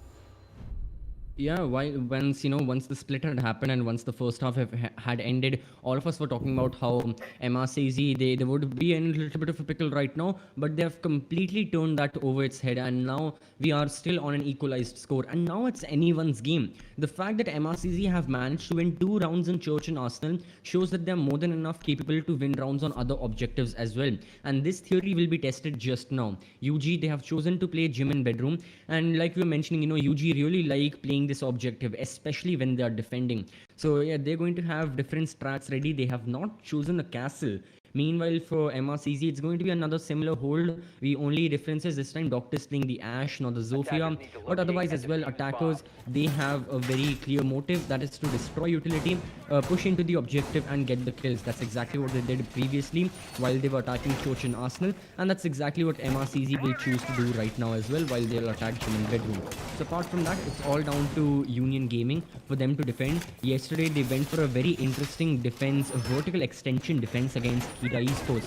Unfortunate for them, it did not work out, and now they've gone back to more traditional ways on how to hold this objective, that is completely extending horizontally towards cache and CCTV.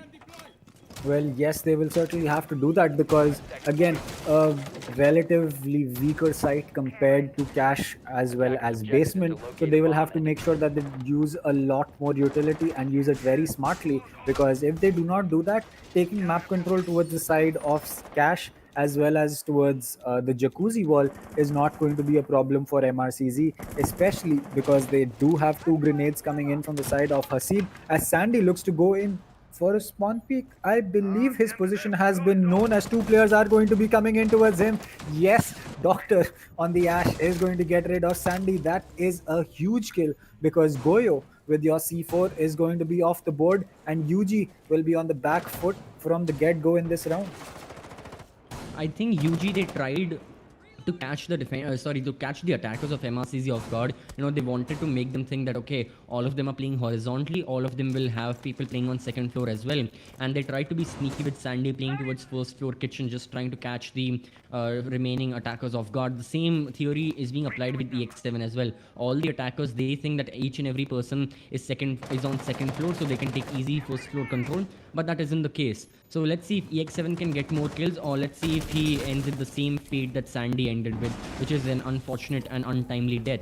So yeah, a few kills have also happened, another one, and now we are back on level terms. But I'd still say that both these teams, as far as right now, they are equal in the matchup as well. MRCZ, they have a little bit of map control heading in towards Cash and CCTV, but Union Gaming, they have their anchors ready, they have their information denial. Look at that mute jam right there, present in construction to deny any information to the attackers. They need to find different ways in order for them to gain information, and let's see how they actually gain it. So it seems like they're still going to enter from Cash. They're going to probably break open the wall, pressurize the defenders from the outside windows as well. But will it be successful? Let's find out.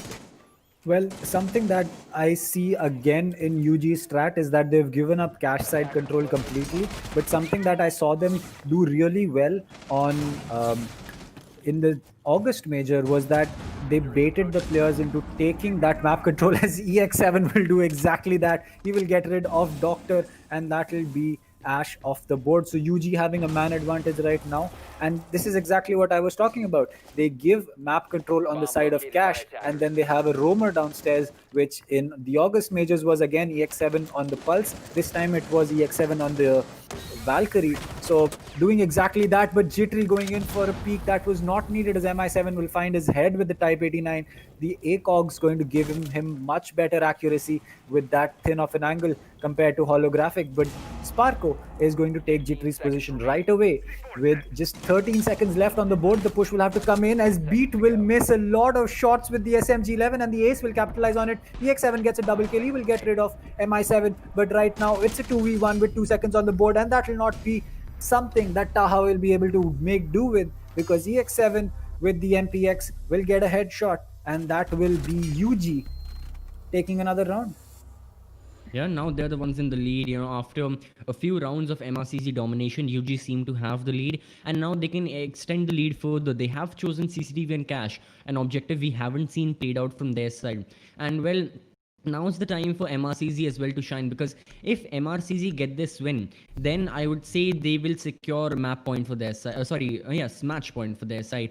If they win on Cash and CCTV, UG will still have to play another round, either going back to Church and Arsenal where they've lost twice, or go back to Cash and CCTV where they would have lost if that's the case. So MRCZ can surely get a match point for them, but it also allows Union Gaming a lot of freeway. If they win, then it's going to be very, very extremely close, because if UG win over here, then the final round, then round 11 won't matter. UG will play Church and Arsenal. They might even lose. The score will be 6-5, and they can go back to gym and bedroom, winning over there once again, and essentially winning the match 7-5. So yeah, all possibilities. Looking at them, I would say there's a chance that either MRCZ and UG will go into an overtime, or it's going to be UG winning 7-5. Apart from that, if MRCZ can win on Cash and CCTV, and they can win on gym and bedroom as well, then great, all the power to them. But they need to win 3 consecutive rounds, and that's a very difficult thing to achieve, even more so when you're up against Union Gaming, one of the best teams in the world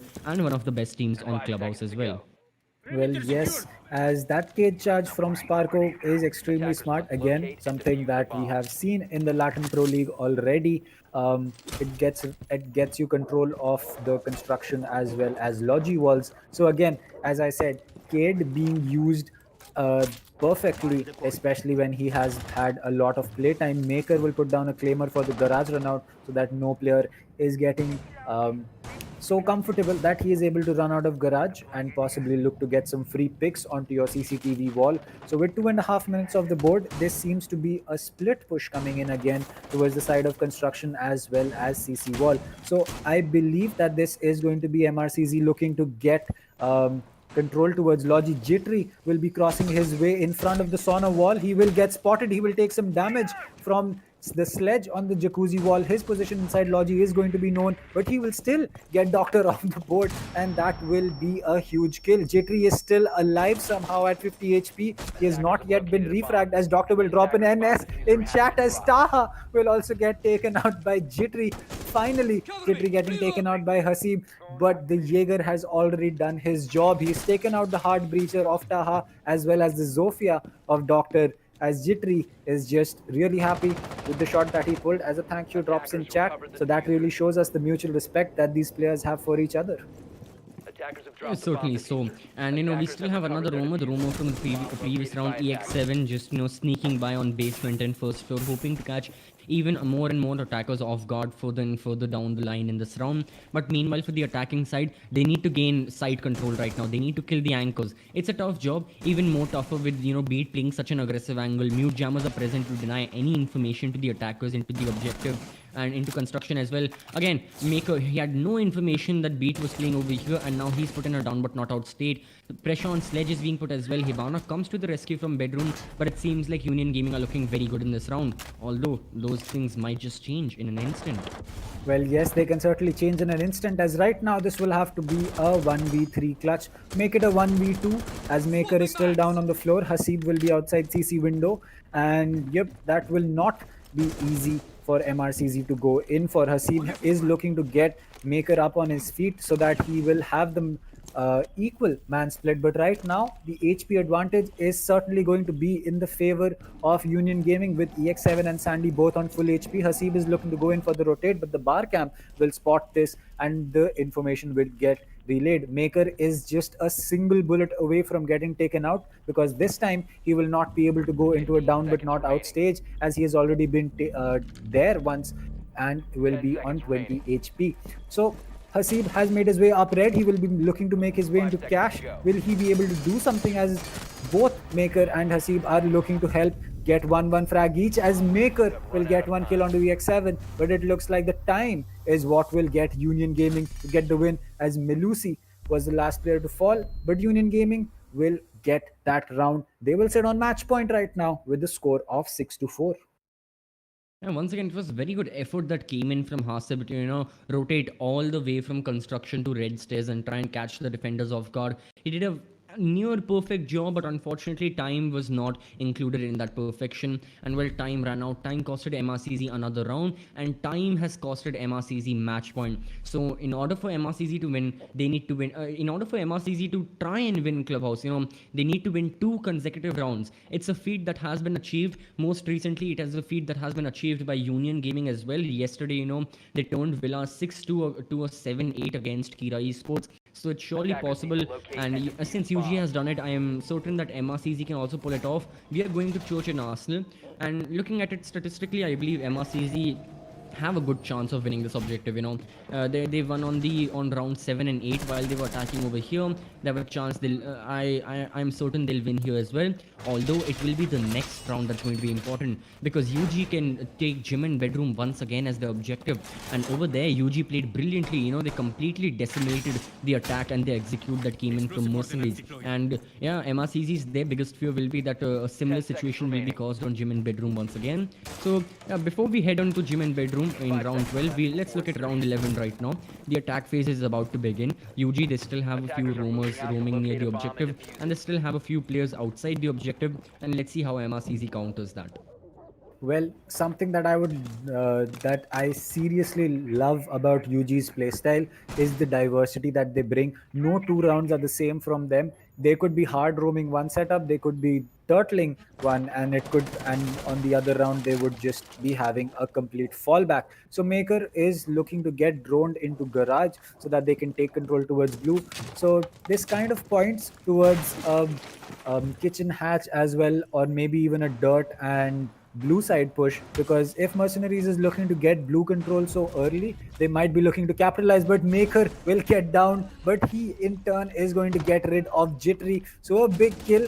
Maker is going to trade 80 HP for a kill onto the Jaeger, and especially onto Jittery. That's a big kill, and I think that Sandy has probably taken out one ADS with his shotgun. And again, Mercenaries really fast on their roam clear, as Doctor is already down main stairs with just 1 minute off the board.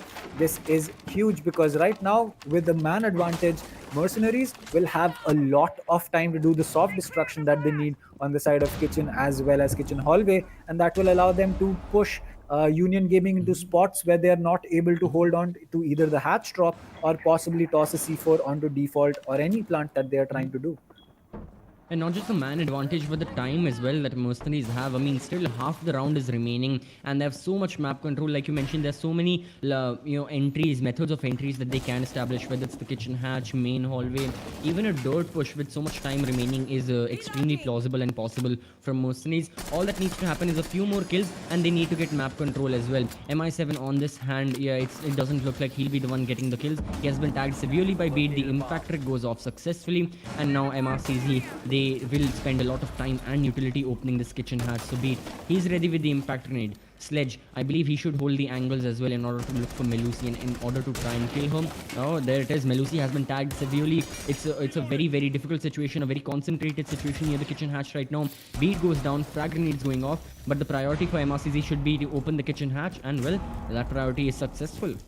Well, yes, I believe that Beat got taken out irrespective of the frag grenade being dropped by Hasib. So again, Mercenaries looking really strong and really set up for the defense that UG is trying on the side of basement. So Hibana will get down, but that will not matter too much, as again, this is a Mercenaries push with 15 seconds on the board. Hasib will make his way into Moto. EX7 will get one kill onto MI7, but the blue shield is going to impede the progress that Hasib is there. He will walk right into the crossfire, as Ace will also be looking to make his way in. Maker will get one. EX7 will get rid of Maker with a quad kill for EX7. That is going to be a very good round coming in from the side of Union Gaming, as they will finish this map with a score of 7-4 and take Mercenaries to the next map between both these teams, which is, I believe, going to be Theme Park.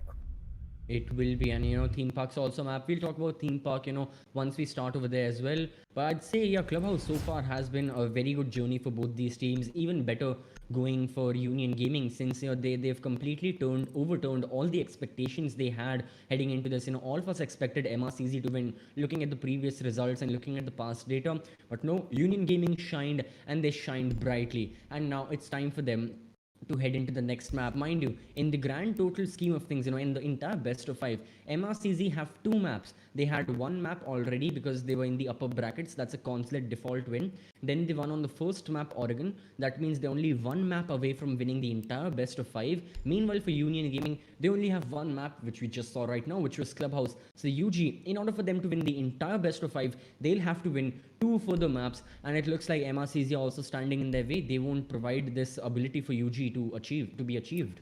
Well, yes, MrcZ, certainly they were a little bit shaky on Clubhouse compared to what we saw them on Oregon, but I think that the way that Mercenaries has been playing right now, they are certainly able to go toe-to-toe with UG, and they are not here just for the ride, and possibly not just looking to pick up the maps that they selected for their own. But yes, MrcZ still has the advantage because they are right now up with the score of 2-1. As you said, Union Gaming will have to take the other 2 maps to make sure that they win this out, while Mercenaries just needs one. So this could be an EG versus Penta game that we saw in the Invitationals in 2018, where EG, despite taking 2 maps, was eventually beaten by Penta, and yep, that the rest can be said is history. So UG would certainly be looking to pull that off, especially when they lost Oregon, which is one of their strongest map. But right now, the way that Mercenaries and UG are both performing, I still cannot call which team is going to go forward.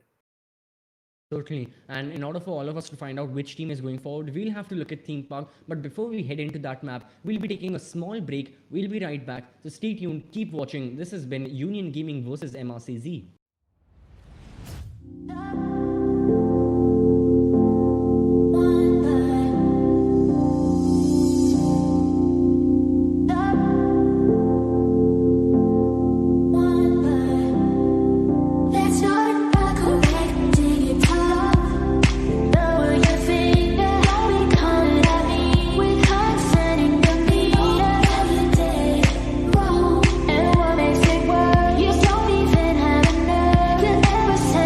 Sorry.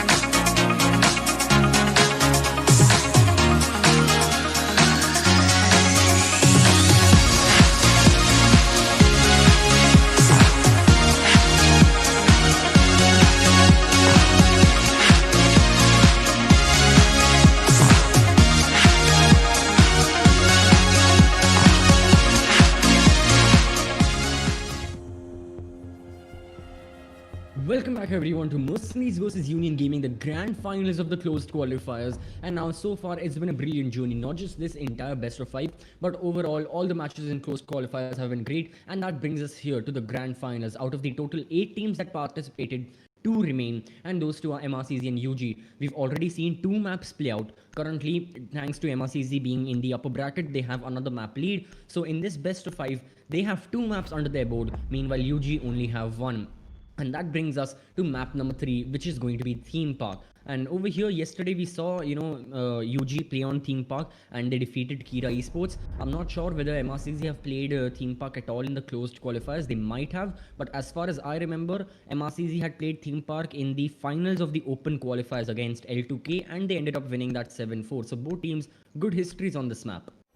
Well, yes, both teams do have a good history on this map, as yesterday Kira was clearly outplayed by Union Gaming on this map of Theme Park. So I think that Union Gaming should have a lot more cards up their sleeve if they do not want to just give a free win to MrcZ, because we know for a fact that if Union Gaming does not do something new today, MrcZ would have gone through the ward that was prepared yesterday for both between Kira and Union Gaming, and be ready to counter strat everything that UG has to offer. With that, the bans are going to be coming in, which are going to be pretty default. I believe that the Thatcher ban as well as the Mira and Vamai ban, again, these are bans that both these teams like. Jackal ban is interesting because yesterday UG was really well prepped for their roam clear, and that is somewhere where we saw Kira really crumble down, because Kira was unable to figure out how Union Gaming was roam clearing, because they were so swift, they were so fast, they were able to take map control really quickly, pull down the defenses that Kira had. So yes, a Jackal ban is going to be interesting, because roaming is something that you will have to do on Theme Park. Otherwise, there is no way that you're going to survive on site. And I believe looking at the operators that UG have picked over here, at least while they're defending drug lab and storage, yesterday as well while they were defending, it is the same set of operators that they had picked while they were playing against Kira, at least on this objective. So the point that we were talking about, that MrcZ, they will go through this ward, they will go through yesterday's ward, and they'll find out and they'll nitpick, they'll comb through each and every small detail that UG have. Well, UG is playing to the hands of MrcZ right now. They've gone for the same strategy. I believe it's the same setup as well. For now, I don't see any major changes. Yes, extension into Armory. A lot of teams do like to play that, and vice versa as well. At least now, recently in the EUL at the very least, what some teams have started to do is, while they're defending Armory and Throne, they don't extend vertically, but they extend horizontally towards drug lab and storage. So yeah, something similar happening right now, but the objectives have been switched. It's drug lab and storage, that's the bomb site, and extension into Armory and Throne. Well, this is seeming like a 4-man rush coming in from the side of MRs, or rather a 5-man rush, as they are prepping to jump right into the window, I believe, of bathroom.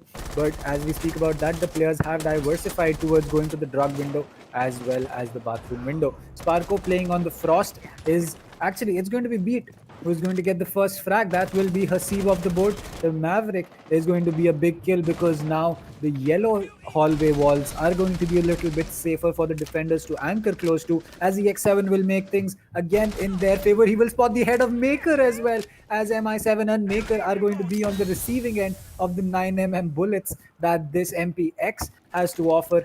Doctor will get smoked off from Beat's smoke canister, as Beat has already used up 2 of his own. EX7 has taken a little bit of damage, but at this point, with the 5-2 man advantage, it does not look like UG is trying to get any slower in this best of 5 matchup between both these teams.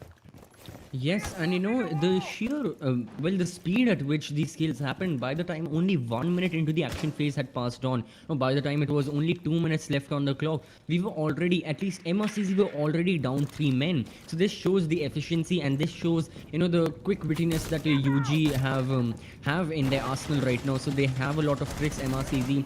I'm sure they must have prepared for this strats, like you were talking about these wards and everything. But well, in practicality, you need to get the kills as well, and UG UG with such a huge roam setup. They are just, completely, they have split up all the attackers. You can see Taha towards first floor maintenance, doctors on second floor waiting room, and these are only two people remaining, yet you can see how disconnected they are.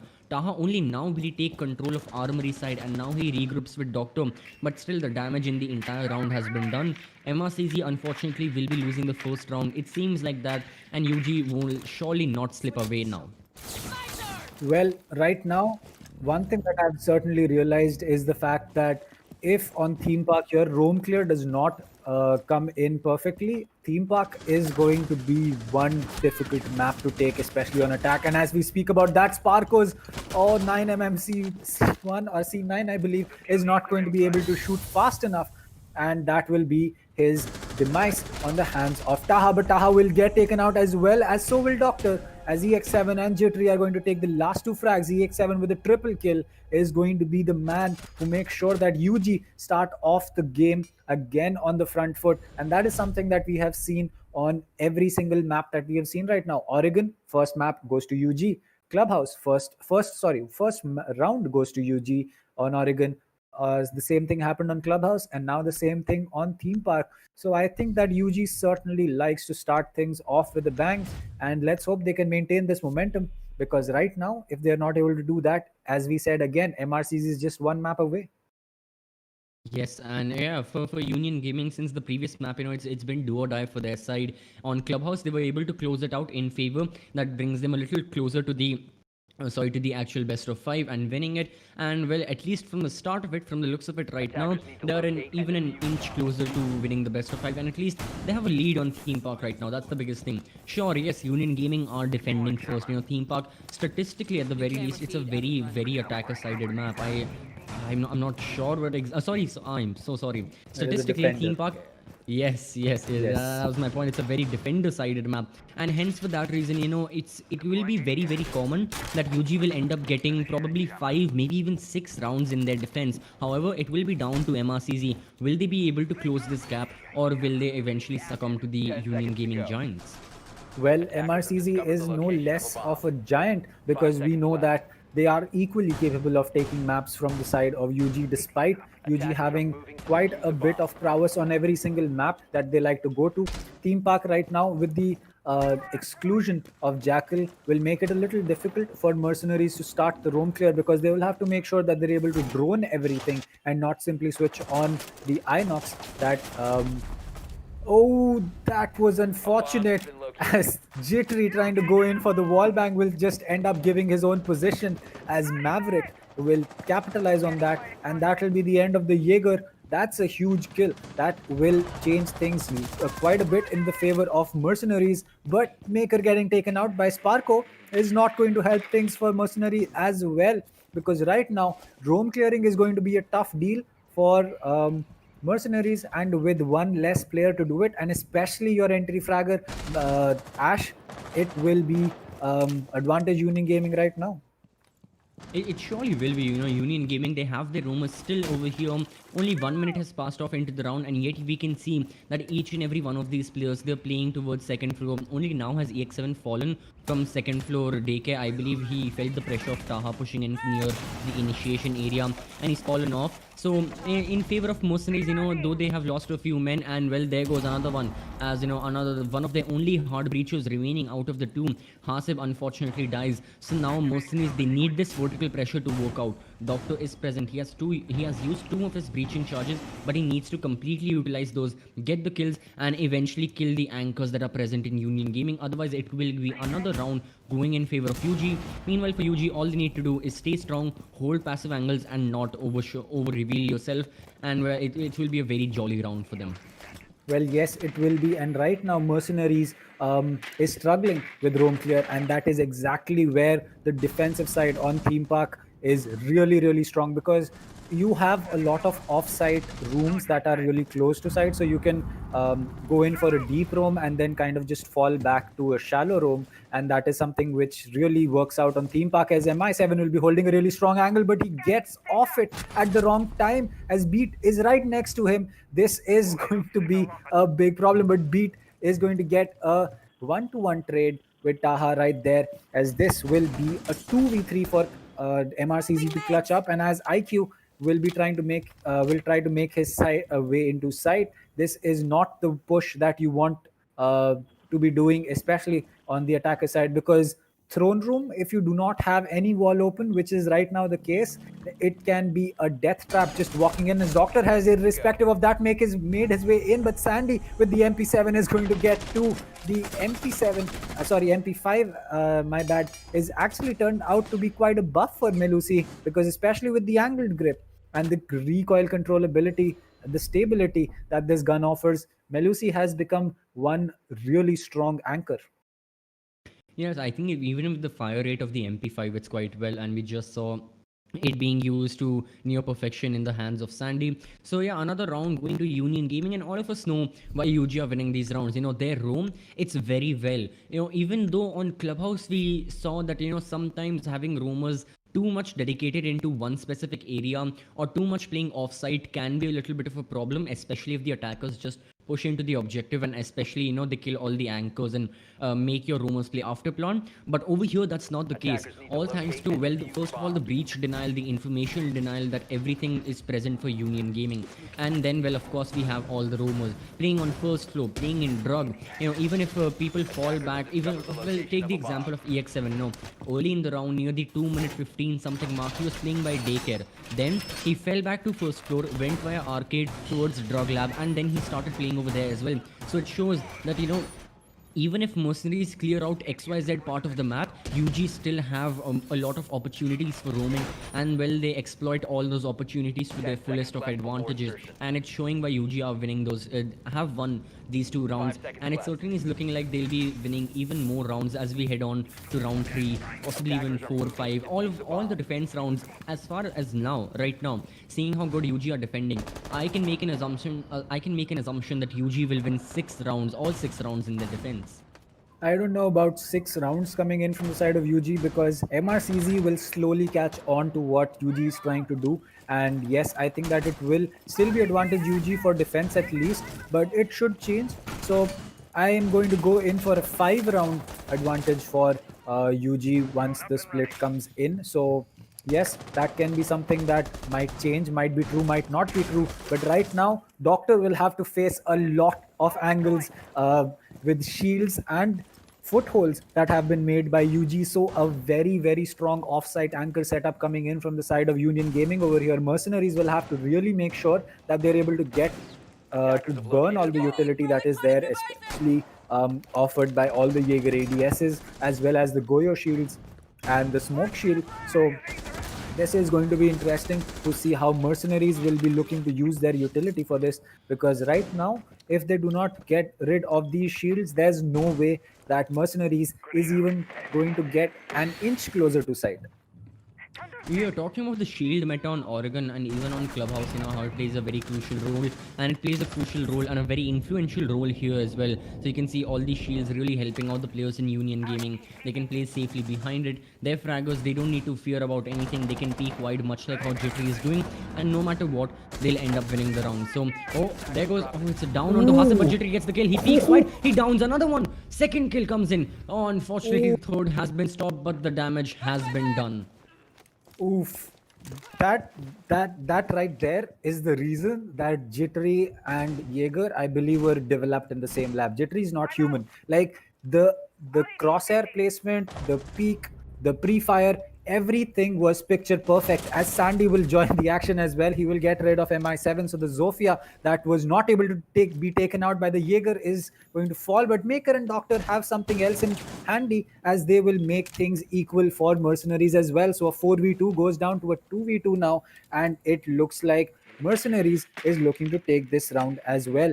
But Maker is going to be a little low on HP, so he will have to play this really carefully, because the crossfire, like always, is being held on the side of Union Gaming. But Sparko, I believe, has been spotted out by the drone, and EX7 will be holding down side. Maker is looking to make his way into waiting room, but Sparko will get spotted. He will get down. He should be taken out any second now from the Ash, as that will be a 1v2 now for EX7 to clutch up. He will miss his shots, giving away his position to the IQ, and now both these players from Mercenaries are going to be ready, but the C4 comes out, but it will not matter, as Maker will be able to get the wall bang onto EX7. as Mercenaries, out of all the odds, is able to turn this around from a 4v2 to a 2v1 and finally win the map.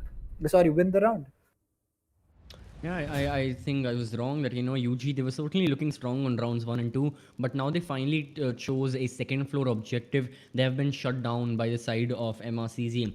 Maybe that's just them holding a second floor objective and not having too much area of room, but I highly doubt that, It has to be the sheer excellence of MRCZ players as well.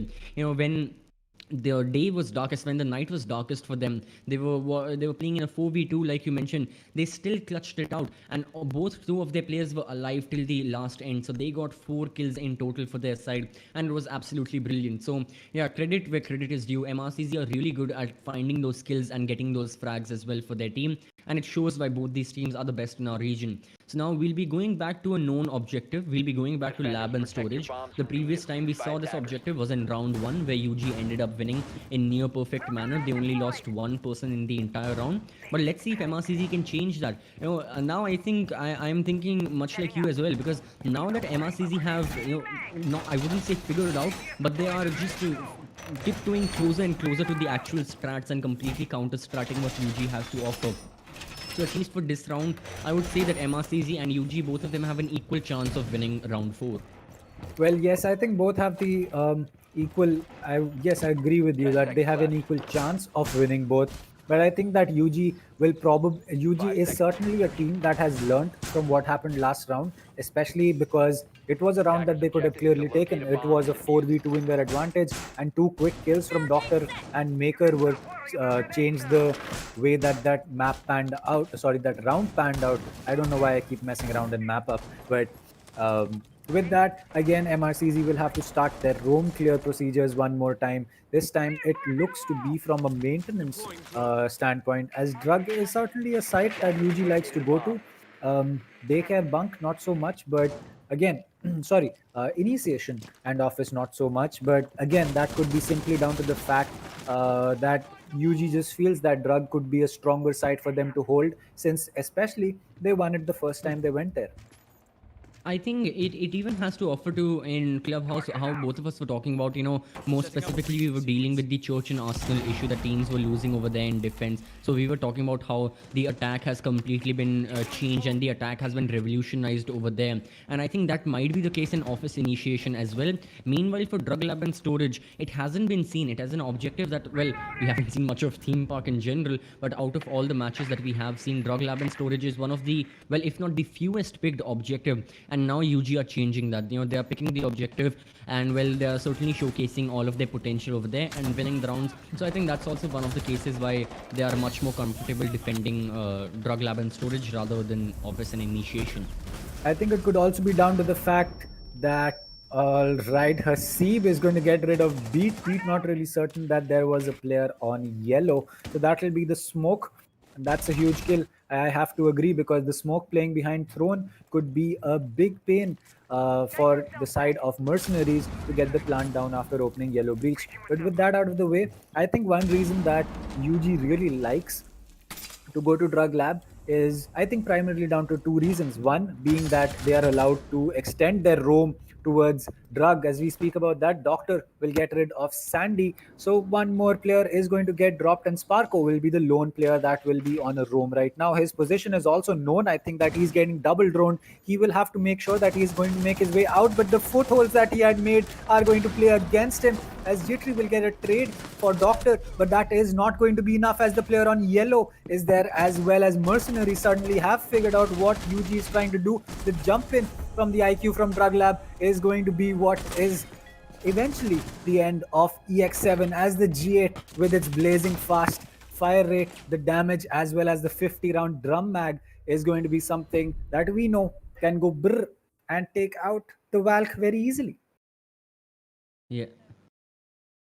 Yes, and for the side of MRCZ as well, I think, yeah, the things completely turned on its head, because MRCZ previously, well, at least in round 1, UG ended up winning Drug Lab and Storage, and personally for UG, in terms of their players, they only lost one person, only one of their defenders died. In this case, only one of the attackers died, so it's very, very certain that, MRCZ sorry, MRCZ are very, very capable of not just counter stratting but getting the kills as well. Opening kills are quite well in this case as well. Hasab got the opening kill onto Beat. Then I believe Doctor killed another defend. Doctor killed Sandy as well. So yeah, it shows that each and every person in MRCZ and each and every person in UG are very, very capable of those individual brilliances, and those certainly show in all of their gameplay. Well, again, I would like to come back to what I was speaking about before we got distracted by the flurry of kills that mercenaries pulled in, was the fact that drug lab is a two-sided reason why UG would be like to go, because they're allowed to extend their roam horizontally as well as vertically into throne as well as bunk. And the second thing, I think the more important, as you can say, reason why they like to go drug is that because teams haven't attacked it, they do not know how to attack it, and that can be something that plays a big way into how a defensive sided setup works. Like for example, when Border was in Pro League, Tellers was officially called the worst bomb site in the game in professional play, and I think it was Dark Zero or it was one of the NA teams that really got it into the meta of playing Tellers as well, because for so long teams had never played it, so they did not have strats to attack it. And if you do not have a strat to attack it, any simple basic coordinated team with a good setup on defense can get the advantage even on a subpar site. Oh, that's certainly one of the good examples that you give, with Border and all. And it certainly is very much applicable to theme park as well, given the situation, given the current situation of drug lab and storage. So yeah, very, very again, yes, it is true. And let's come back to throne and armory. Let's come back to round number 5, and we are still seeing a roam come in from Union Gaming. However, that roam might just be shut down. EX7 is playing very close. He throws the C4. It gets shot out. He's peeking quite wide. Oh no, it's him getting the kill. And EX7 starting things off on a very good note for Union Gaming. He unfortunately needs to retract back as he literally has one sliver of HP remaining. Well, yes, but as I said earlier, the damage has already been done. Maker, their M3 fragger again, has been taken out. So EX7 was especially a beast in the August majors. I mean, the opening kills that that man had on defense. I still remember that after UG won and all of us went to the Union Gaming's Discord to congratulate them, there were people talking about that EX7 was asleep on attack, but the second he came on defense, the man would just start lighting things up. And that is exactly what is happening right now. He is starting things off strong for Union Gaming. Estaha will drone out Beat, I believe, inside Drug Lab, but he decides to go against better opinion to push it, because that is the kind of fear that Union Gaming's crossfires puts into the attacking team, especially even after they have been droned out, that you never know what kind of a crossfire these players of Union Gaming are going to be holding, because the second you decide that, all right, I'll go in for this push, there's someone else holding that crossfire, but there is no one holding a cross for Beat, as he will get taken out. And Jittery is also droned. The pre-fire comes in from MI7. Doctor will get taken down by Sandy, so a 3v3, but again, HP advantage in the favor of mercenaries. Oh, it certainly is. And all UG need to do is just deviate the attack for a few more seconds. Only 25 seconds remain in the round. Each and every person of Union Gaming each and every person in MRCZ has been slowed down to quite a lot of extent thanks to the Melusi Banshees, the Legion Goo Mines present in Yellow Hallway. Mute Jammers are there to not let the Selma get hard breach. And like we've already mentioned, if there is no hard breach in Throne, it gets very difficult to push over here. MI7, he will be trying his best. So will the remaining attackers. But no, they will be shut down one by one. Taha goes as the final kill, and Union Gaming win round 5. So they are in the lead right now. It's a one round lead, but I have more than enough certainty that mercenaries have the capability to win round 6 and to equalize the entire score in the first half. Well, yes, the first half is going to be coming in, and if Mercenaries is able to get this split one more time, the similar split that we saw in Oregon, Union Gaming will have to certainly worry about a few things for themselves, because 3-3 on Theme Park with Jackal off the board and you're going to attack, I would certainly be worried, because again, we know Mercenaries is a team that will invest really heavy on the roam game. They'll probably have a Jaeger and possibly even a Vigil to support the vertical plays that they want to prevent. Because again, uh, throne room is a site where you can only get the yellow wall open if you do not want to burn a lot of utility, because that is basically the only part of site where you can play vertically and get rid of the banded batteries or the Cade electro claws or even a mute jammer on that wall. And if you want to open maintenance and barrel, you'll have to deal with probably a bunch of C4s coming in, and also have to burn the ADSs to possibly nade, because Maverick is not really an option on those two sides, because a player can certainly just go prone and shoot the Maverick in the face while he's trying to do that. And that is also one of the realistic possibilities that the defenders can indulge in. And yeah, very truly said. So for our final side, we go back to bunk and daycare. It's an objective that UG defended previously as well in round 3. Unfortunately, they ended up losing. And yeah, over there as well, it was the individual brilliance of A. It was Jittery getting that opening triple kill and 1 down. And after that as well, unfortunately, he got traded out for UG. But otherwise, it was the individual brilliance of Doctor and MI7 to get that final 2v4 down to a 2v0, which won MrcZ the round. Will a similar very, very high caliber individual playstyle play happen here? Debatable. It might happen again. All these players, they're such good individually as well and as team players, so we never really know what the situation will be once MrcZ start entering into the objective and entering into the building, and we never know what will happen once UG start roaming and flanking the attackers.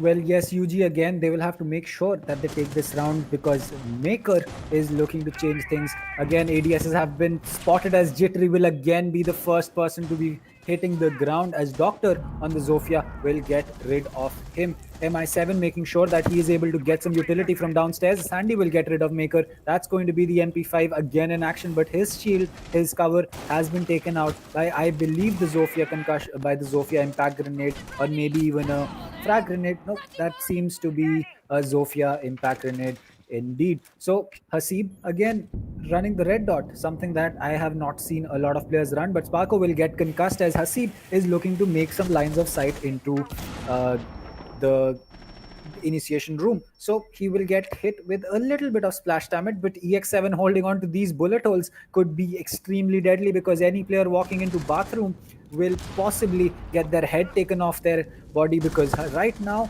the way that UG is set up, even though they do not have the man advantage, Hasib is going to take a lot of damage. He will get his pistol out, but MI7 is going to be there to get one. He'll get two. Sparko and Sandy hit the ground, and the G8 again proving to be a very, very deadly gun in the hands of MI7. Now it is all down to beat an EX7 to make sure they're able to clutch this 2v4 out. We saw Mercenaries clutch up a 2v4. Will UG be able to do the same?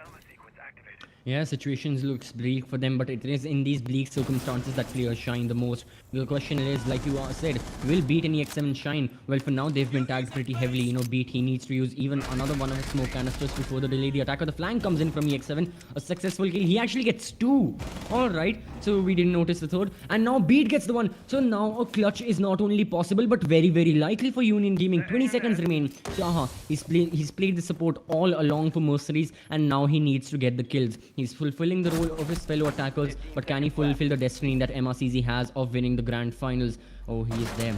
He's peeking wide. He sees Valkyrie. He shoots his shots, but unfortunately, after a trade between both EX7 and Taha, the round goes in favor of Union Gaming. So very unlikely combo, very unlikely situation that UG were put in the 2v4. Well, certainly they closed it out, and now UG will be ending their first half with a 2-round advantage. Certainly something very, very good. So again, this time it was Union Gaming who came in with the 2v4 clutch. And honestly speaking, I think that 2v4s, 2v5s are a lot more easier to clutch up than 4v5s or 3v5s, because with two players, you are able to coordinate really, really well with your other teammate, and you're able to either hold a very strong crossfire or just decide to isolate one particular gunfight that you want to take. And that is something exactly what a lot of pro players have been asked in a lot of conversations about: how do you clutch, how do you make those 1v5s into your advantages? And especially players like Pengu, what they say is that you need to isolate your gunfights, and that is exactly what Union Gaming did. But right now, it is going to be Mercenaries who will be changing this and taking the defensive role on the map of Theme Park. So we'll be seeing a Mozzie, Valk, Mute, Cade, and a Jaeger on the side of Mercenaries. I believe that the Valk Mozzie Jaeger combo is going to be what is roaming. I might be wrong, but knowing Mercenaries, they might possibly be looking to go in for a three-man roam, because as you can see, they have already opened the split hatch, so that is possibly their fallback location, as they seem to be holding on towards the side of office to prevent possible vertical gameplay for the yellow wall. Oh, that is also one of the realistic possibilities that MrcZ are going for. And otherwise as well, we talked about the operator lineups, and yeah, it seems like MRCs are going for a lot of information for their own fellow defenders, and information and breach denial for the side of Union Gaming, because we already have Taha playing the Mute, and we also have Maker playing the Mozzie. So very realistic always. We can still see the drones of Union Gaming, we can see signs of them being jammed, and if they bring them any closer to some specific walls, they'll be jammed entirely, hence not providing any information to the attackers. And in a huge map like Theme Park already is, in a huge map where defenders are roaming, where if you're correct, MRCs, it looks like they are indulging in a 2-3 person roam on second floor. Information is key, information is vital, and it is certainly the biggest thing that Union Gaming will need if they want to clutch this round and if they want to win this round. Well, Jittery and Maker both going to trade a lot of damage, but that was the C4 from Maker that finally connected with Jittery. I believe that was indeed the shrapnel system that got him the kill, as Sandy will make things a little equal. That's going to be Doctor of the Board. Maker with a bullet hole is not going to connect any shots, so his position will possibly be known, but no, EX7 does not know that he is still holding that angle, as that will be the Commando 9 getting an easy kill for him. So Maker on a double kill right now, and that has made life very difficult for UG to roam clear, as they've lost two of their most important soft breaching operators. That's going to be both of your concussion and impact grenades from Zofia off the board, as well as your 3 flashes and 2 ash charges from Jittery. So now, with Sandy being the only player having reliable soft breaching utility in the form of his breach charges, this will be very interesting of how UG are going to attack this side on the side of Throne Room, because we know for a fact that if you do not have a man advantage, Throne Room can be a big thing to push, because you only have 2 technical doorways to push in, and you almost always have defenders holding a crossfire. And the verticality, not just that, but the hard destruction has to be a bigger factor as well, because even though UG have 2 hard breachers, that is going to be Sparko playing the Hibana and Beat playing the Maverick, there's still Cade, there was a Cade Electroclaw present on this wall, and now it will be Breach. So Union Gaming, they have their priorities set straight. They want to just enter into the side, they want to hard breach, and it looks like a successful hard breach has happened into Yellow Hallway. Cade is playing in the corner, he has been spotted, Sparko retracts his drone, but the information is given. And now Union Gaming, it looks like it's going to be a split and a yellow take. Only question is, will it be successful, or can MrcZ keep the attackers off? 20 seconds remain. Well, UG is certainly thinking of going in for a split drop with 17 seconds on the board. They will have to make this work, but Hasib will get rid of Beat, who decided to go in for the drop, as the yellow push has come in, but Taha will be there for his teammate. As MI7 was taken out, he will get the revive, and he will get 2 kills for his team. And that will be MrcZ looking to reduce the score differential between both these teams again. And this is exactly what happened on Clubhouse. The split was 4-2. Right after the split, Mercenaries was able to take 1 round, and then UG took another, and then Mercenaries took 1. But then UG was able to close it out with a score of 7-4. So I'm not really certain whether the same score line will follow over to Theme Park, but till now, it is going exactly the way that Clubhouse went. Yes, yeah, I think one of the only differences was in the second half, Union Gaming were defending, and now they're attacking. While you're defending on Clubhouse while you're defending on Clubhouse, it allows you more opportunities statistically and more chances for a team to make a comeback. While attacking on Theme Park, once again, the odds are heavily stacked against you. So it seems like UG are up for a task right now, but at the very least, it's good that they have a 1 round lead at the moment, and they'll be able to use that 1 round lead as a cushion that, okay, even if we lose another round, it will still be an equalized score, and much like MrcZ, we can jump in towards the sorry, towards the middle and end rounds of the second half, once we have figured out the defensive setups that our opponents are going for. So things like those are going to be a possibility. Meanwhile, on the topic of defensive setups, it looks like MRCZ are going for an entire horizontal extension. They are defending bunk and daycare, much like Union Gaming. Even they, for them, office and initiation, it seems like it's going to be a tertiary site. They don't like to prioritize it over other objectives, and yeah, it can be seen with their objective selection as well.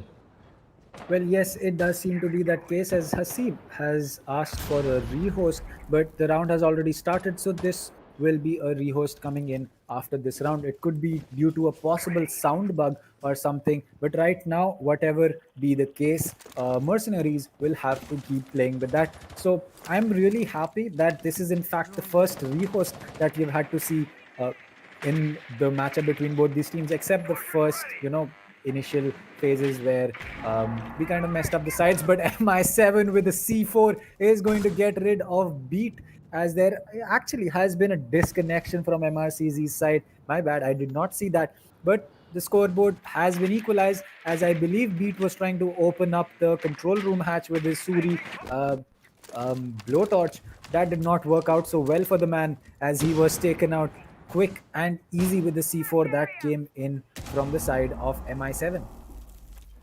Yeah, it's usually Union Gaming getting the C4 kills, but now things have turned around on their head, and it's going to be a similar Eastern push take from UG. No matter which objective they're attacking, they always go for this. But MRCZ are looking very strong, and so is MI7. They've gotten so many kills, 3 quick kills for their side, except not counting the disconnection.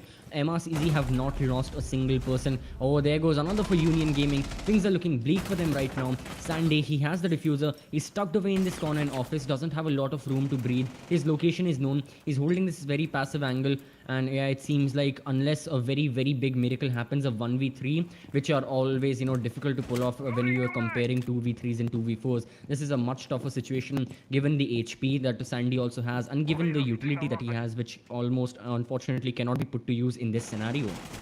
Well, yes, it cannot be put to use, but I'll tell you what can be put to use is that amazing G8, because we know that if there is any gun you want to clutch up right now, it is definitely going to be the G8, as Doctor's position, I believe, is known. And yes, Sandy will get the kill, but he's really low on HP, as now with 45 seconds on the board, Sandy is going to be on a sliver of HP. He will have to make sure, he has to make sure that he connects those headshots and does not take any damage, as the peek incoming in from the Goyo will not be something that Sandy will be able to expect, as MI7 will make things equal for his team. And this will be a 4-4 split. Oh, that was a wall bang. That was good game sense coming in from the side of MI7. So the rehost is officially in play, and we will be taking a short break for this. As we will be making our way back into the lobby. But CCV, what have you seen till now between these two teams that really stood out, and what is something that you did not expect? I think the defense is something that first of all stood out, especially the initial 2 rounds that UG had, the lab and storage defense and the thrown army, how much they were extending all over the map, both horizontally and vertically. But apart from that as well, I was stunned with the fact that MRCZ were able to figure out these defenses and counteract on them almost immediately. Rounds 1 and 2 were victories for the side of Union Gaming, but rounds 3 and 4 completely went to MRCZ, and in very good manner as well. So yeah, in the first half at the very least, that was something that really surprised me. In the second half, more so, this one round only was something that surprised me a lot, given the unfortunate disconnection of Maker, one of the primary fraggers, entry fraggers. No matter what label you put on his role, he gets kills at the end of the day. That's what his job is. Even without him, even in a 4v5 situation on a large map like Theme Park, MRCZ, they were able to pull off such a good round. At the end of the round, 2 defenders still remained and none from UG remained. No attackers were alive. So it shows that MRCZ are certainly very well equipped, and they're very well acclimated to the map of Theme Park, defending and attacking on it.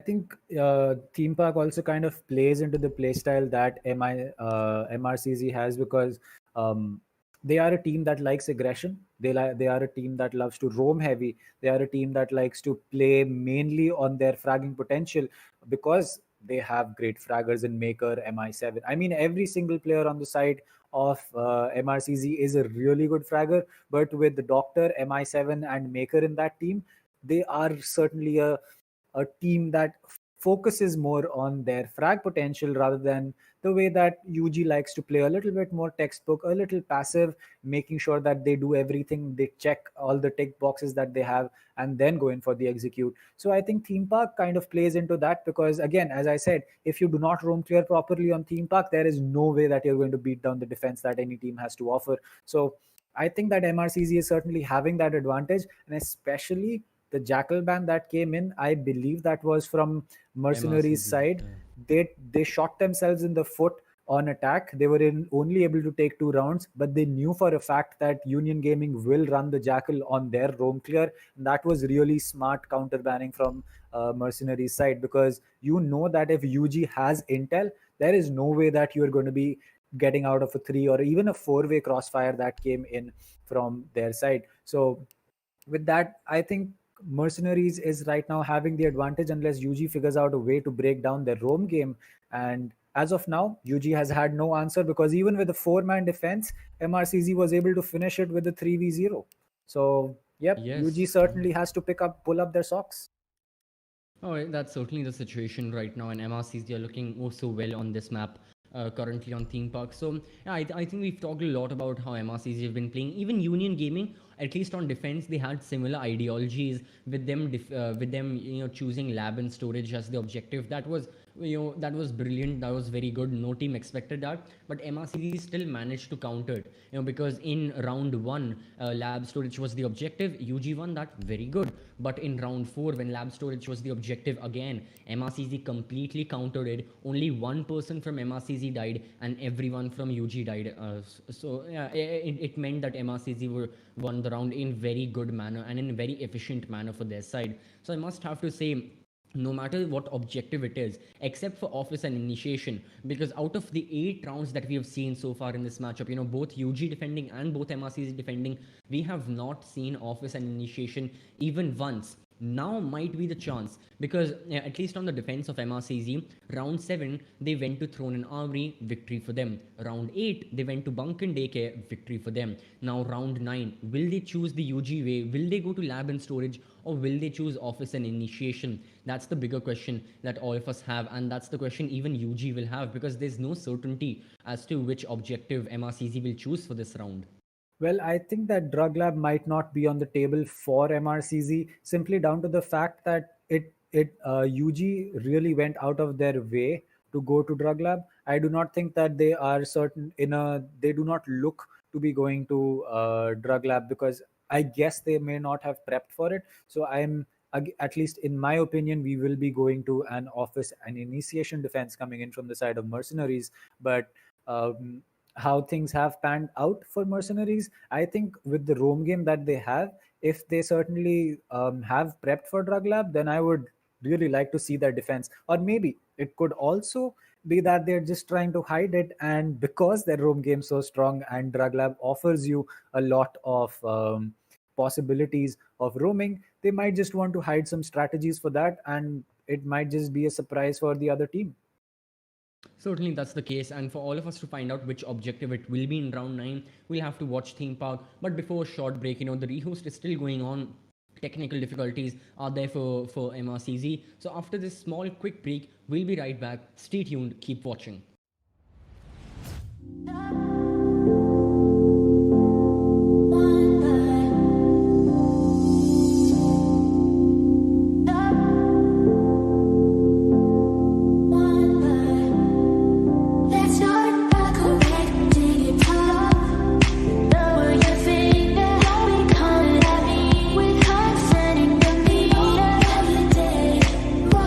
And what makes it worse, you don't even have enough.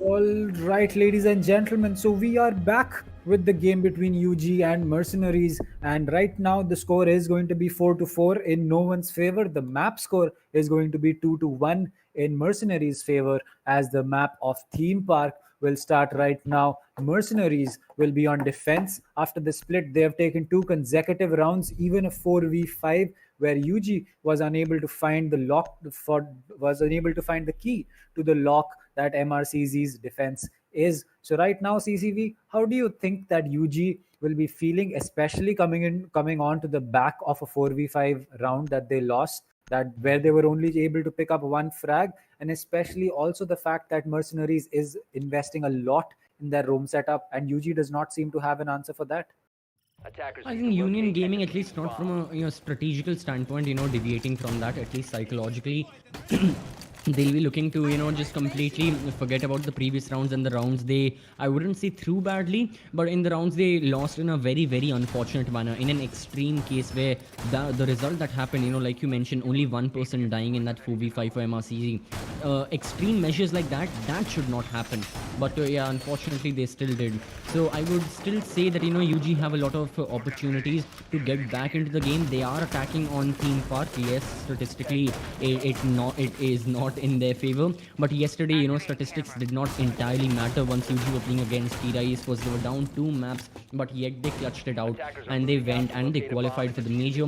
Not just the major, but now they're in the grand finals of the closed qualifiers as well. So there's a lot of opportunity. Motivation is present for Union Gaming as well, and most importantly is going to be an office and initiation hold, a site we have not seen so far entirely. We have seen 8 rounds play out in Theme Park. None of them were office and initiation. Now in round 9 we are seeing this objective for the first time, and let's see how both these teams play around it.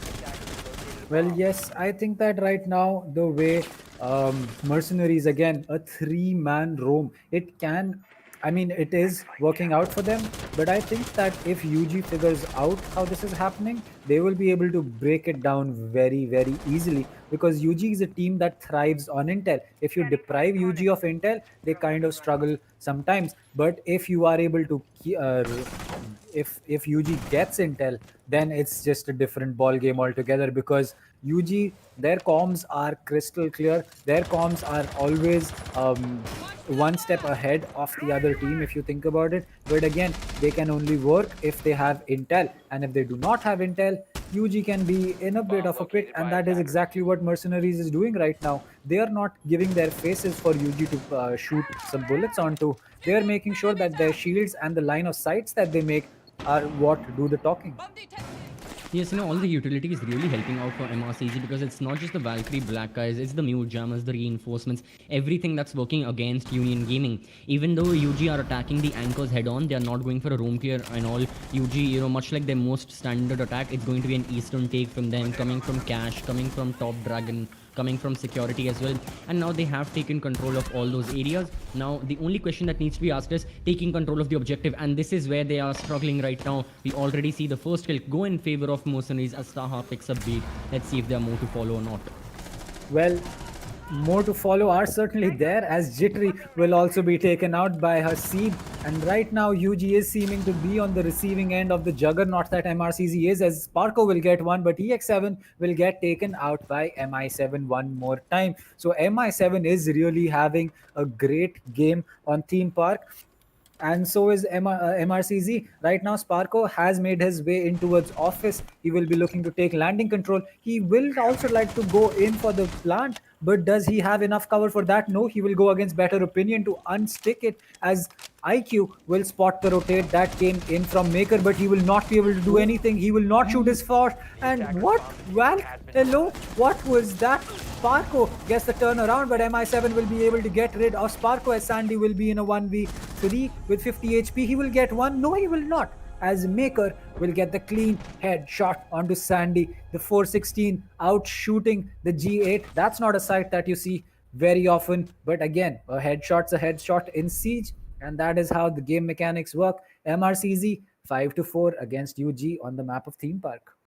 Seeing that Valkyrie versus Hibana, one specific firefight take place, I forgot that I was watching UG versus MRCZ, and I thought I was playing Valkyrie because I miss those kinds of shots. But again, not much can be said. Unfortunate things happen individually as well. Doctor just not able to land those shots that he would have lied onto Sparko. But otherwise, except for that as well, overall, it's the team effort that always counts. And in this case, Mercenaries as a team are really shining. Another round goes to their side, and once again, not much in general to say. It's just these early kills that they always end up getting, the early one kill, double kill, even triple kill to an extent. And it happens to an extent, it happens quite late in the round as well, no matter what time it is. For example, in in round 8, which was the previous round, bunk daycare defense, the first kill was MI7 killing Beat. It happened roughly at the 2-minute 25-second mark, only like half a minute into the action phase. Now, in the office initiation hold, the previous round, the first kill happened at 1 minute 10 seconds, so more than half the round was over,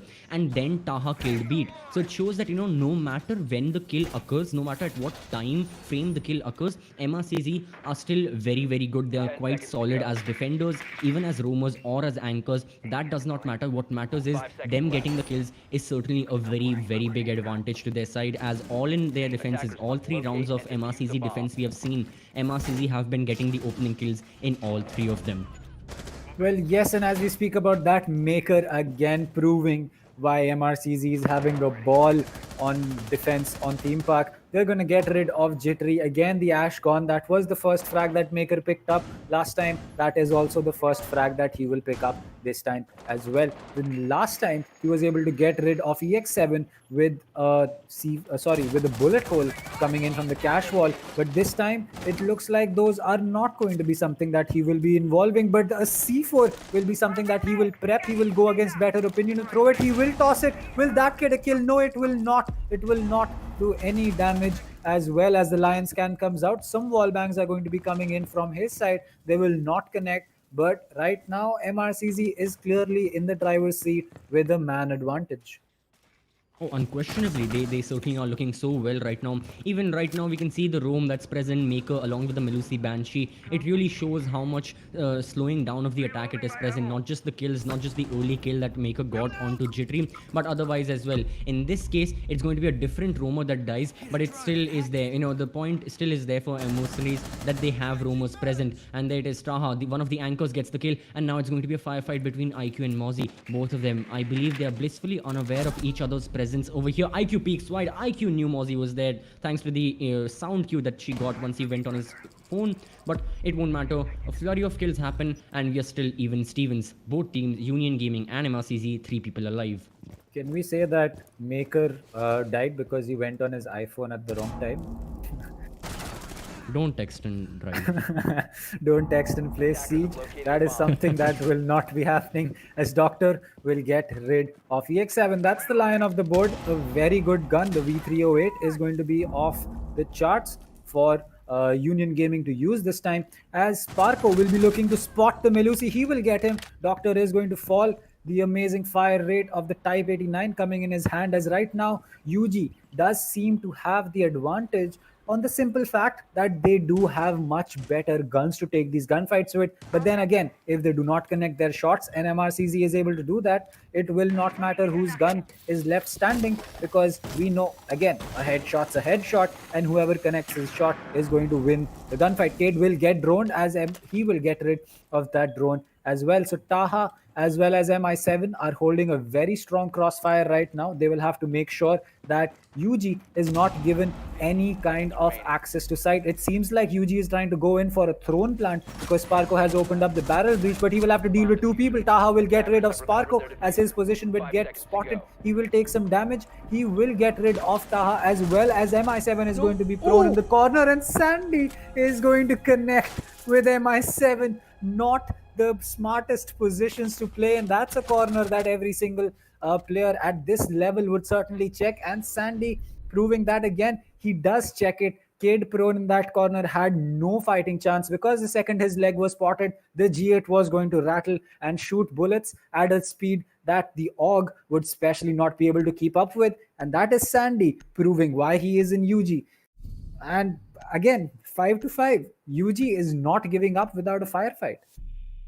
They certainly aren't, and again, there's not much to say except for all the kills that happened in favor of Union Gaming. The roam clear was good. IQ killing Mozzie, that was a very very influential kill because that completely eliminated all forms of roam that MRCZ had opted for. Diego had died earlier, and then with the death of Mozzie, UG had entire second floor control, but they did not have all the manpower that they would have required and they would have desired. It was down to a 2v2. Not a lot of hard breach had happened. Only at the final second did Hibana open the barrels wall, and all of them started flooding into the side, which again reinforces the fact that hard breaching while attacking Throne and Armory is very very important. Otherwise, as an attacker, you are entering into your own death, and that's one thing that's for certain. Time and time again, even in the first half when MRCZ were attacking, that's a theme we saw all along in those Throne and Armory attacks, with UG winning both of them.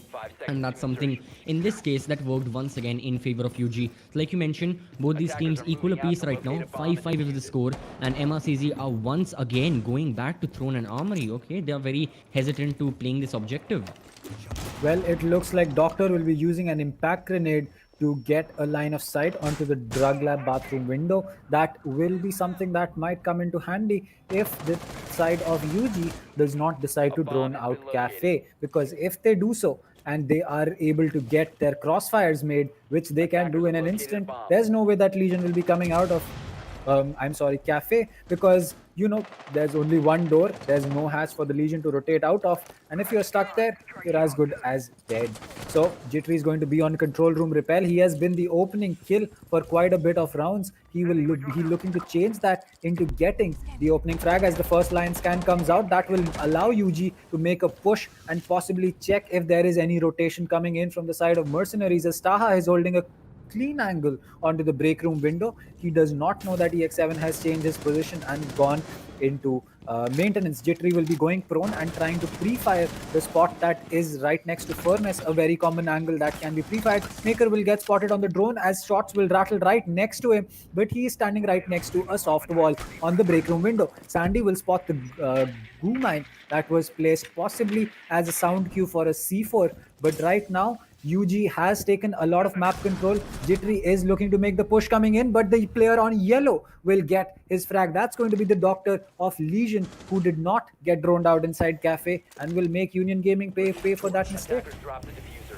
It certainly will, and another kill flows in favor of Mercenaries. Doctor finds Sparko. So not only is the entry fragger for UG gone, one of their hard breaches is as well beat. Not a lot of time remaining. He's there on second floor. UG have the option of dropping down to split, but that's one of the only options he has. Meanwhile, for Maker, he spots one, and yes, he finds B. That's the final hard breacher gone for the side of Union Gaming. A quick trade does come in. Sandy, he's proved his worth all along. Like you mentioned, he's the reason. It shows why he is in UG, but for now, he'll have to prove his worth even further. In this case, he's gone. He's down. Taha gets the confirmation, and well, Mercenaries get the confirmation that they'll be winning round 11, and they are the first team to gain match point, one round away from winning the closed qualifiers.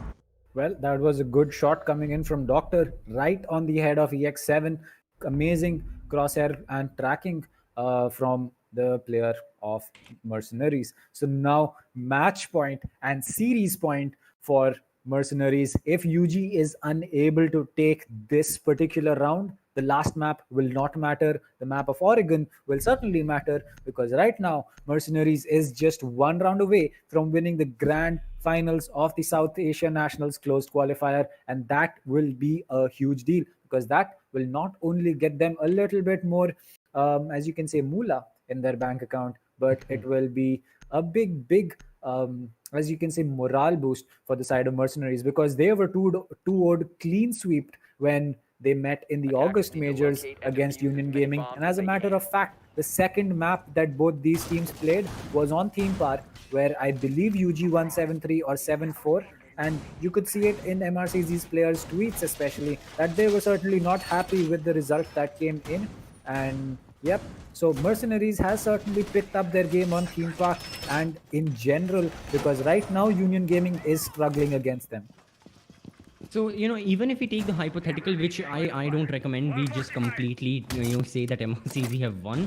But even if we take that, another interesting fact is previously, before the August majors in the closed qualifiers, MRCZ have won against Union Gaming in the closed qualifier finals, the grand finals. But yet, UG ended up winning the major in a very clean fashion, like you already mentioned. So, this is a little bit of hope for the Union Gaming players. Even if they lose today, first of all, they gave such a great effort. The entire journey has been one of motivation, has been one of direness, and yet they proved time and time again why they're one of the best teams in our region. Apart from that as well, even if they lose the closed qualifiers, majors is there. They have proved they can win the majors no matter what situation is previously, no matter what history says, they can prove everyone wrong.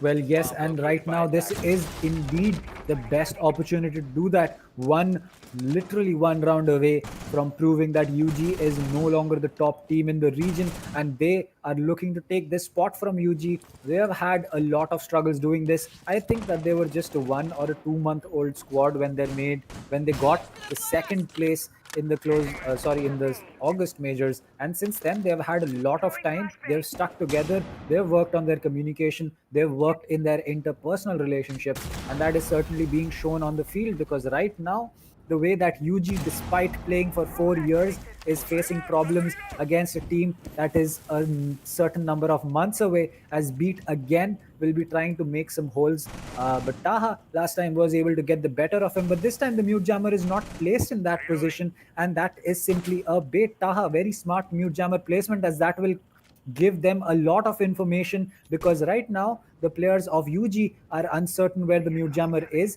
and that will give MRCZ a lot of time to possibly even go Yeah, in for a C4 from time. below. I was going to mention the time, sorry to cut you off, but I was going Yep, to no, mention no. that how much it has taken for UG to just find the mute jammer, and even yet they have not found it. Or they found the mute jammer to the hard right, sorry, and I believe that means that the wall will open. Meanwhile, for Sandy, he gets the opening kill. Finally, it is Union Gaming who get the opening kill in the round, and at the most crucial moment, it happened for their side as well. So Maker, he'll be looking to keep the attackers at bay, but they've already made lines of sight and methods of entry into office, and and Union Gaming, they're stopping, no signs of showing down. They're not stopping down at all. Maker, he is a thorn in the foot of Union Gaming. He gets a kill onto Sparko, one of the hard breachers that UG has, but you are still equal apiece. Both these teams inches away from either victory or going into overtime. Well, MI7 is going to be holding right next to the temple inside initiation. He does not know about EX7 right close to him. Beat will get one kill. That's going to be Taha Maker off the board. So the player who was holding in from top yellow will no longer be able to do something, as EX7 is holding down the rotate. He's actually cutting off players, but Doctor will get the better of Sandy. Zofia will get one. That's going to be Beat with a double kill. 10 seconds left. They have to go in for the push, and Jittery will be there to make sure that UG survives another day. This is going to be overtime between both these teams. And as my friend and fellow caster Blackjacks likes to say, it's are you ready to rumble? Yeah, certainly. And both these teams are more than ready. We were mentioning the journeys they've had and everything, hoping and well thinking that the match would be over, but no, it is not over. Union Gaming are still in this. They need to win two more rounds in order to have another fighting chance of possibly winning the entire closed qualifiers. And now, if we head into the final map, if we head into Villa, then I can surely say that UG have a chance of winning, but MRCZ have a very good opportunity to stop UG right there dead in the tracks, because time and time again we've seen, if UG get going, if UG just have a brink or possibility of comeback, they will utilize it. We saw that against Kira today on Villa, we saw that against L2K, and it shows in the playstyle of Union Gaming. So MRCZ, they need to nip this in the bud, otherwise who knows how out of spiral things might get for their side, and who knows, UG might be lifting the winners trophy, not a trophy, but they might have the name as their team of the winners of the closed qualifiers. Well, I think there is something that can kind of play into the favor of Mercenaries, and that is the fact that Mercenaries has only played 3 maps till now, while on the other hand, UG is nearing 5 maps already played, and if this goes to the last map, that will be 6 matches being played for UG. So they will certainly be reaching the end of their energy and their, as you can say, cone of influence, because after a point of time you will slowly start getting tired, you will start making mistakes, your comms will break down, because that is something that is human, that is something you cannot change no matter how many energy drinks you have. Over the course of 6 long matches, especially against teams like MRCZ as well as L2K, UG will certainly have a small disadvantage because they would be tired. That's another way to think about it. The psychological and the physical aspect that the UG players are suffering through. Not just physical exhaustion, but mental one as well. They know they've been fighting for a long time, but I believe the hope of motivation and the hope that they'll be able to win the closed qualifiers will surpass any of the exhaustion that they are feeling. Meanwhile, for MRCC, they'll surely be feeling quite, they'll be feeling quite refreshed, but a lot of pressure is on them, and certainly, it has to be there. They are defending first on overtime. That's something good for them. They have won the majority of their rounds on defense in the second half. They did not perform extremely well while they were attacking. So there's a chance that, even if MRCZ wins this one, UG wins the next one, statistically, MRCZ have a chance of winning the entire the entire closed qualifiers and theme park with the 8-7 score. But again, these statistics can never be trusted, especially when you're looking at players of this high caliber. Well, yes, and as we speak about that, Mozzie will be stuck right next to the pillar, again next to the temple inside initiation, where he was met with his end last time. Taha will take a lot of damage and Mozzie will fall as well. So Union Gaming are certainly looking to take this as a big advantage. They have a 2-man advantage. Sandy is going to be on 50 HP. Doctor will be looking to make the fallback. Jittery is going to be literally one Goo away from taking the plunge and being taken out. But Doctor has decided to play inside barrel room. So this might be a smart play. This might just be the play that is needed for MRCZ, because if they catch Union Gaming off guard right now, he might be able to pick up 1 or 2 frags, equalize the man advantage in their favor, and then we know that MRCZ is a really good team at holding their crossfires on throne. And unless the slip up that happened the last time Sandy and Sparko were clutching a 2v2 in throne, if that does not happen, we can almost certainly say that MRCZ would sit on match point. But right now, it is clearly UG in the driver's seat for this particular round. It surely is, and Union Gaming, they have the vertical angles established as well. But what they don't have is a lot of time. Beat has already made his way into, into the entrance of Armory and into the entrance of Throne. The smokes go off. Hasib is going to be very aggressive. Will he get the kill like he did in the majors over here? Oh yes, he finds one. He'll be looking to get another one. No, he has been traded out. 15 seconds remaining for Union Gaming. It's a 3v2 situation. Beat throws the frag grenade. Nothing happens. MI7 holding the crossfire. He tags Beat very, very heavily. But Doctor needs to get a kill right now. And yes, he does. Finds 2. Sandy and Beat gone. It's all down to EX7. He hasn't been getting a lot of kills, but now is his time to shine. It's all down to Doctor versus EX7. And no, the time runs out. Mercenaries are on match point. Well, that was unfortunate on the side of Union Gaming, and again proving the time and time again that even with a 2-man advantage, you cannot count out any one of these teams out. We have seen both of them clutch up 2v4s and 5v3s like it is nothing. And honestly, I don't even know why these teams play 5v5. If they can do that with 3 people and 2 people, there's really no reason for them to have 5 players. But again, yes, it will be Mercenary sitting at match point, and exactly what I predicted. Doctor playing in an offside, unorthodox position is going to catch UG off guard. And again, speaking about that, UG will be, oh, this is smart. UG has actually picked up Frost, and then they're going to 6-pick to a Legion, which is kind of what Mercenaries will make them think that they're going to Drug Lab, which has forced them to 6-pick off the Ash onto a Blackbeard. That is really big brain coming in from the side of UG. They have successfully baited MRCZ into giving up soft destruction, which is really, really important on this side of team Throne Room and Armory, and made them trade it for a Blackbeard who, yes, will be very strong for taking gunfights head to head. But 1 C4, Blackbeard's Paper Shield is not going to save you from that. Yes, and yeah, I was going to mention the same thing. As soon as I saw Frost being picked and I saw Armory as the objective, I was like, either UG have something big brain or they are making a mistake not selecting Drug Lab. But no, they have surely something in mind, and it's pretty clear they want to completely bamboozle MRCZ. And the one thing is also there, there's also a mute present in terms of info denial. So I'm not sure how quickly will MRCZ realize that it's not a Drug Lab defense but rather an Armory throne. The quicker they realize, the sooner the better for MRCZ, and the later the better for Union Gaming. But you know what is good for MRCZ? Kills. And already within 10 seconds, Sandy falls down. He's been getting kills, but now he's the first casualty, and this casualty might just cause Union Gaming to be the casualty of the entire closed qualifiers. Well, this would be very, very unfortunate for Union Gaming if they are able to stretch it out so long. They took the last time, they took the last round, which in fact was going to take them to series point from Mercenaries, and this time Mercenaries is back there again. UG will be under a lot of pressure to make this work, as EX7 will have to deal with 3 different attackers outside his arcade window. He'll decide to go in for the fallback. I don't know if that's the best decision, because he had a very strong angle to hold over there, because anyone jumping in to that window would not have been able to shoot back at EX7. But then again, he is EX7 for a reason. He decides to go for the fallback. That might be the call that needs to be made, and probably is the right one. Right now, Maker is going to be the only player from Mercenaries which has taken some damage, and this is looking like EX7 might just be able to get a C4 kill for free. Oh, almost he Oh, tagged MI7 very, very heavily, yeah.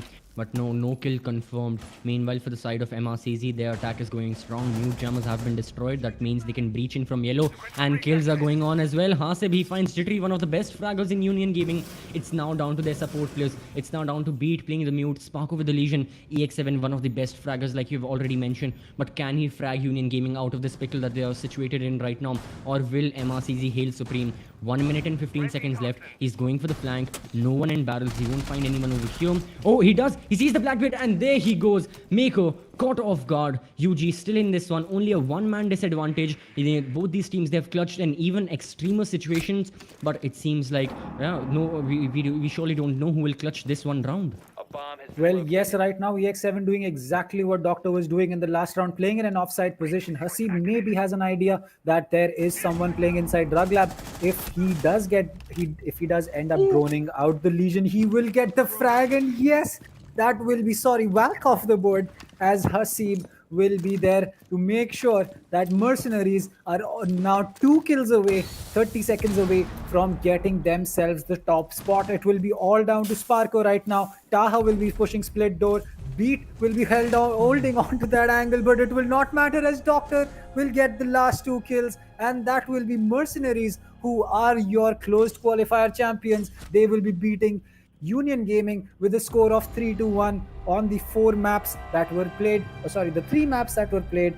Consulate being the default win for Mercenaries. They took Oregon 7-4. They lost on Clubhouse 7-4, but now they have come back and they have won Theme Park 8-6. An amazing battle being put up on the side of Union Gaming. But look at that, Doctor with 11-3. He has certainly made sure that Mercenaries can depend on him for being a fragger, and I mean, he has done his job. The only person on the scoreboard after a rehost, which I believe was in the ninth round, getting 11 kills in what, a matter of 5 rounds, is nothing that is less than extraordinary, because No. that's 2 kills per round. No matter the time frame Doctor was given, he can certainly get the kills, and each and every person in MRCZ can get the kills. Their support players, they can frag out. The actual fraggers, they can get kills as well. When things are as bleak, when their major fraggers have died, MRCZ can still step up. Their support players, I mean, no matter who it is, if it's an anchor, if it's an offsite roamer, no matter who the person is, no matter which operator they are playing, no matter which site they are playing, which room they are playing in, it does not matter. MRCZ, time and time again, they've shown brilliance. We saw that on Oregon. on Clubhouse, UG did give us a very good fight, and UG as well. We'll get to UG a little later, but for now, it's all MRCZ, and it has to be because they've given such an excellent performance over the course of the entire closed qualifiers as well. They've been winning time after time again against Monka S, against L2K. No matter which team it was, they proved worthy and they proved viable, and they got the kills as well. So yeah, on the other hand as well for Union Gaming, even they were even they were put in a very rough spot. They were knocked down to the lower bracket by MRCZ themselves, and then they had to fight their way against Kira, against L2K. Now they were here, another chance in the upper brackets. Unfortunately, they weren't able to entirely show up as they would have required. But again, like we were mentioning before, the majors are still a huge possibility for UG to win and for Well, MRCZ. yes, they have been defeated by MRCZ in the closed qualifiers, but then again, this is only a small war between these teams. This is just a small battle between both these teams. The actual war is going to be happening in the majors, and possibly Union Gaming may have lost this battle. But what if they are able to come back and win the whole war? That is something that we will really love to see, because UG is not a team that is going to take this spot for granted. They know that they wanted to win this. They've always been a team who, despite all the odds, wants to take the advantage from the other team. They are a team that loves to take rounds at. I mean, they are a team that does not like to lose at all. I mean, that can be said for a lot of teams, but today it was Mercenaries who wanted the win more. They were able to get that win, and GG's to Mercenaries. They clearly showed that UG does have weaknesses, and that is something that was actually pretty helpful for UG as well. They will be able to make sure that they can fix those, and in the upcoming majors, we might just see a turnaround from UG Oh, as well.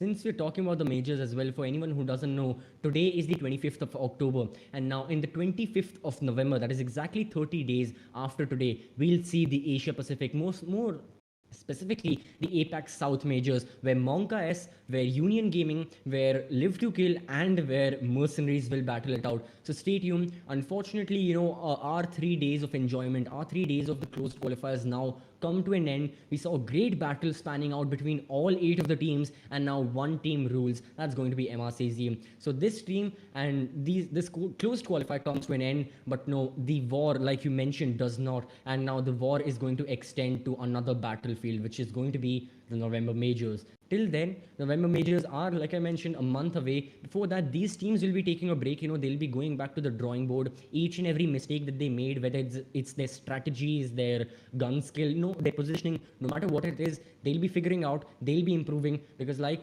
everyone knows, the majors are the highest tier of gameplay these teams play for right now, at least in this region. And who knows, in the majors, if Union Gaming will win, they'll have a chance to represent the entire region in the invitational. So high stakes, high stakes.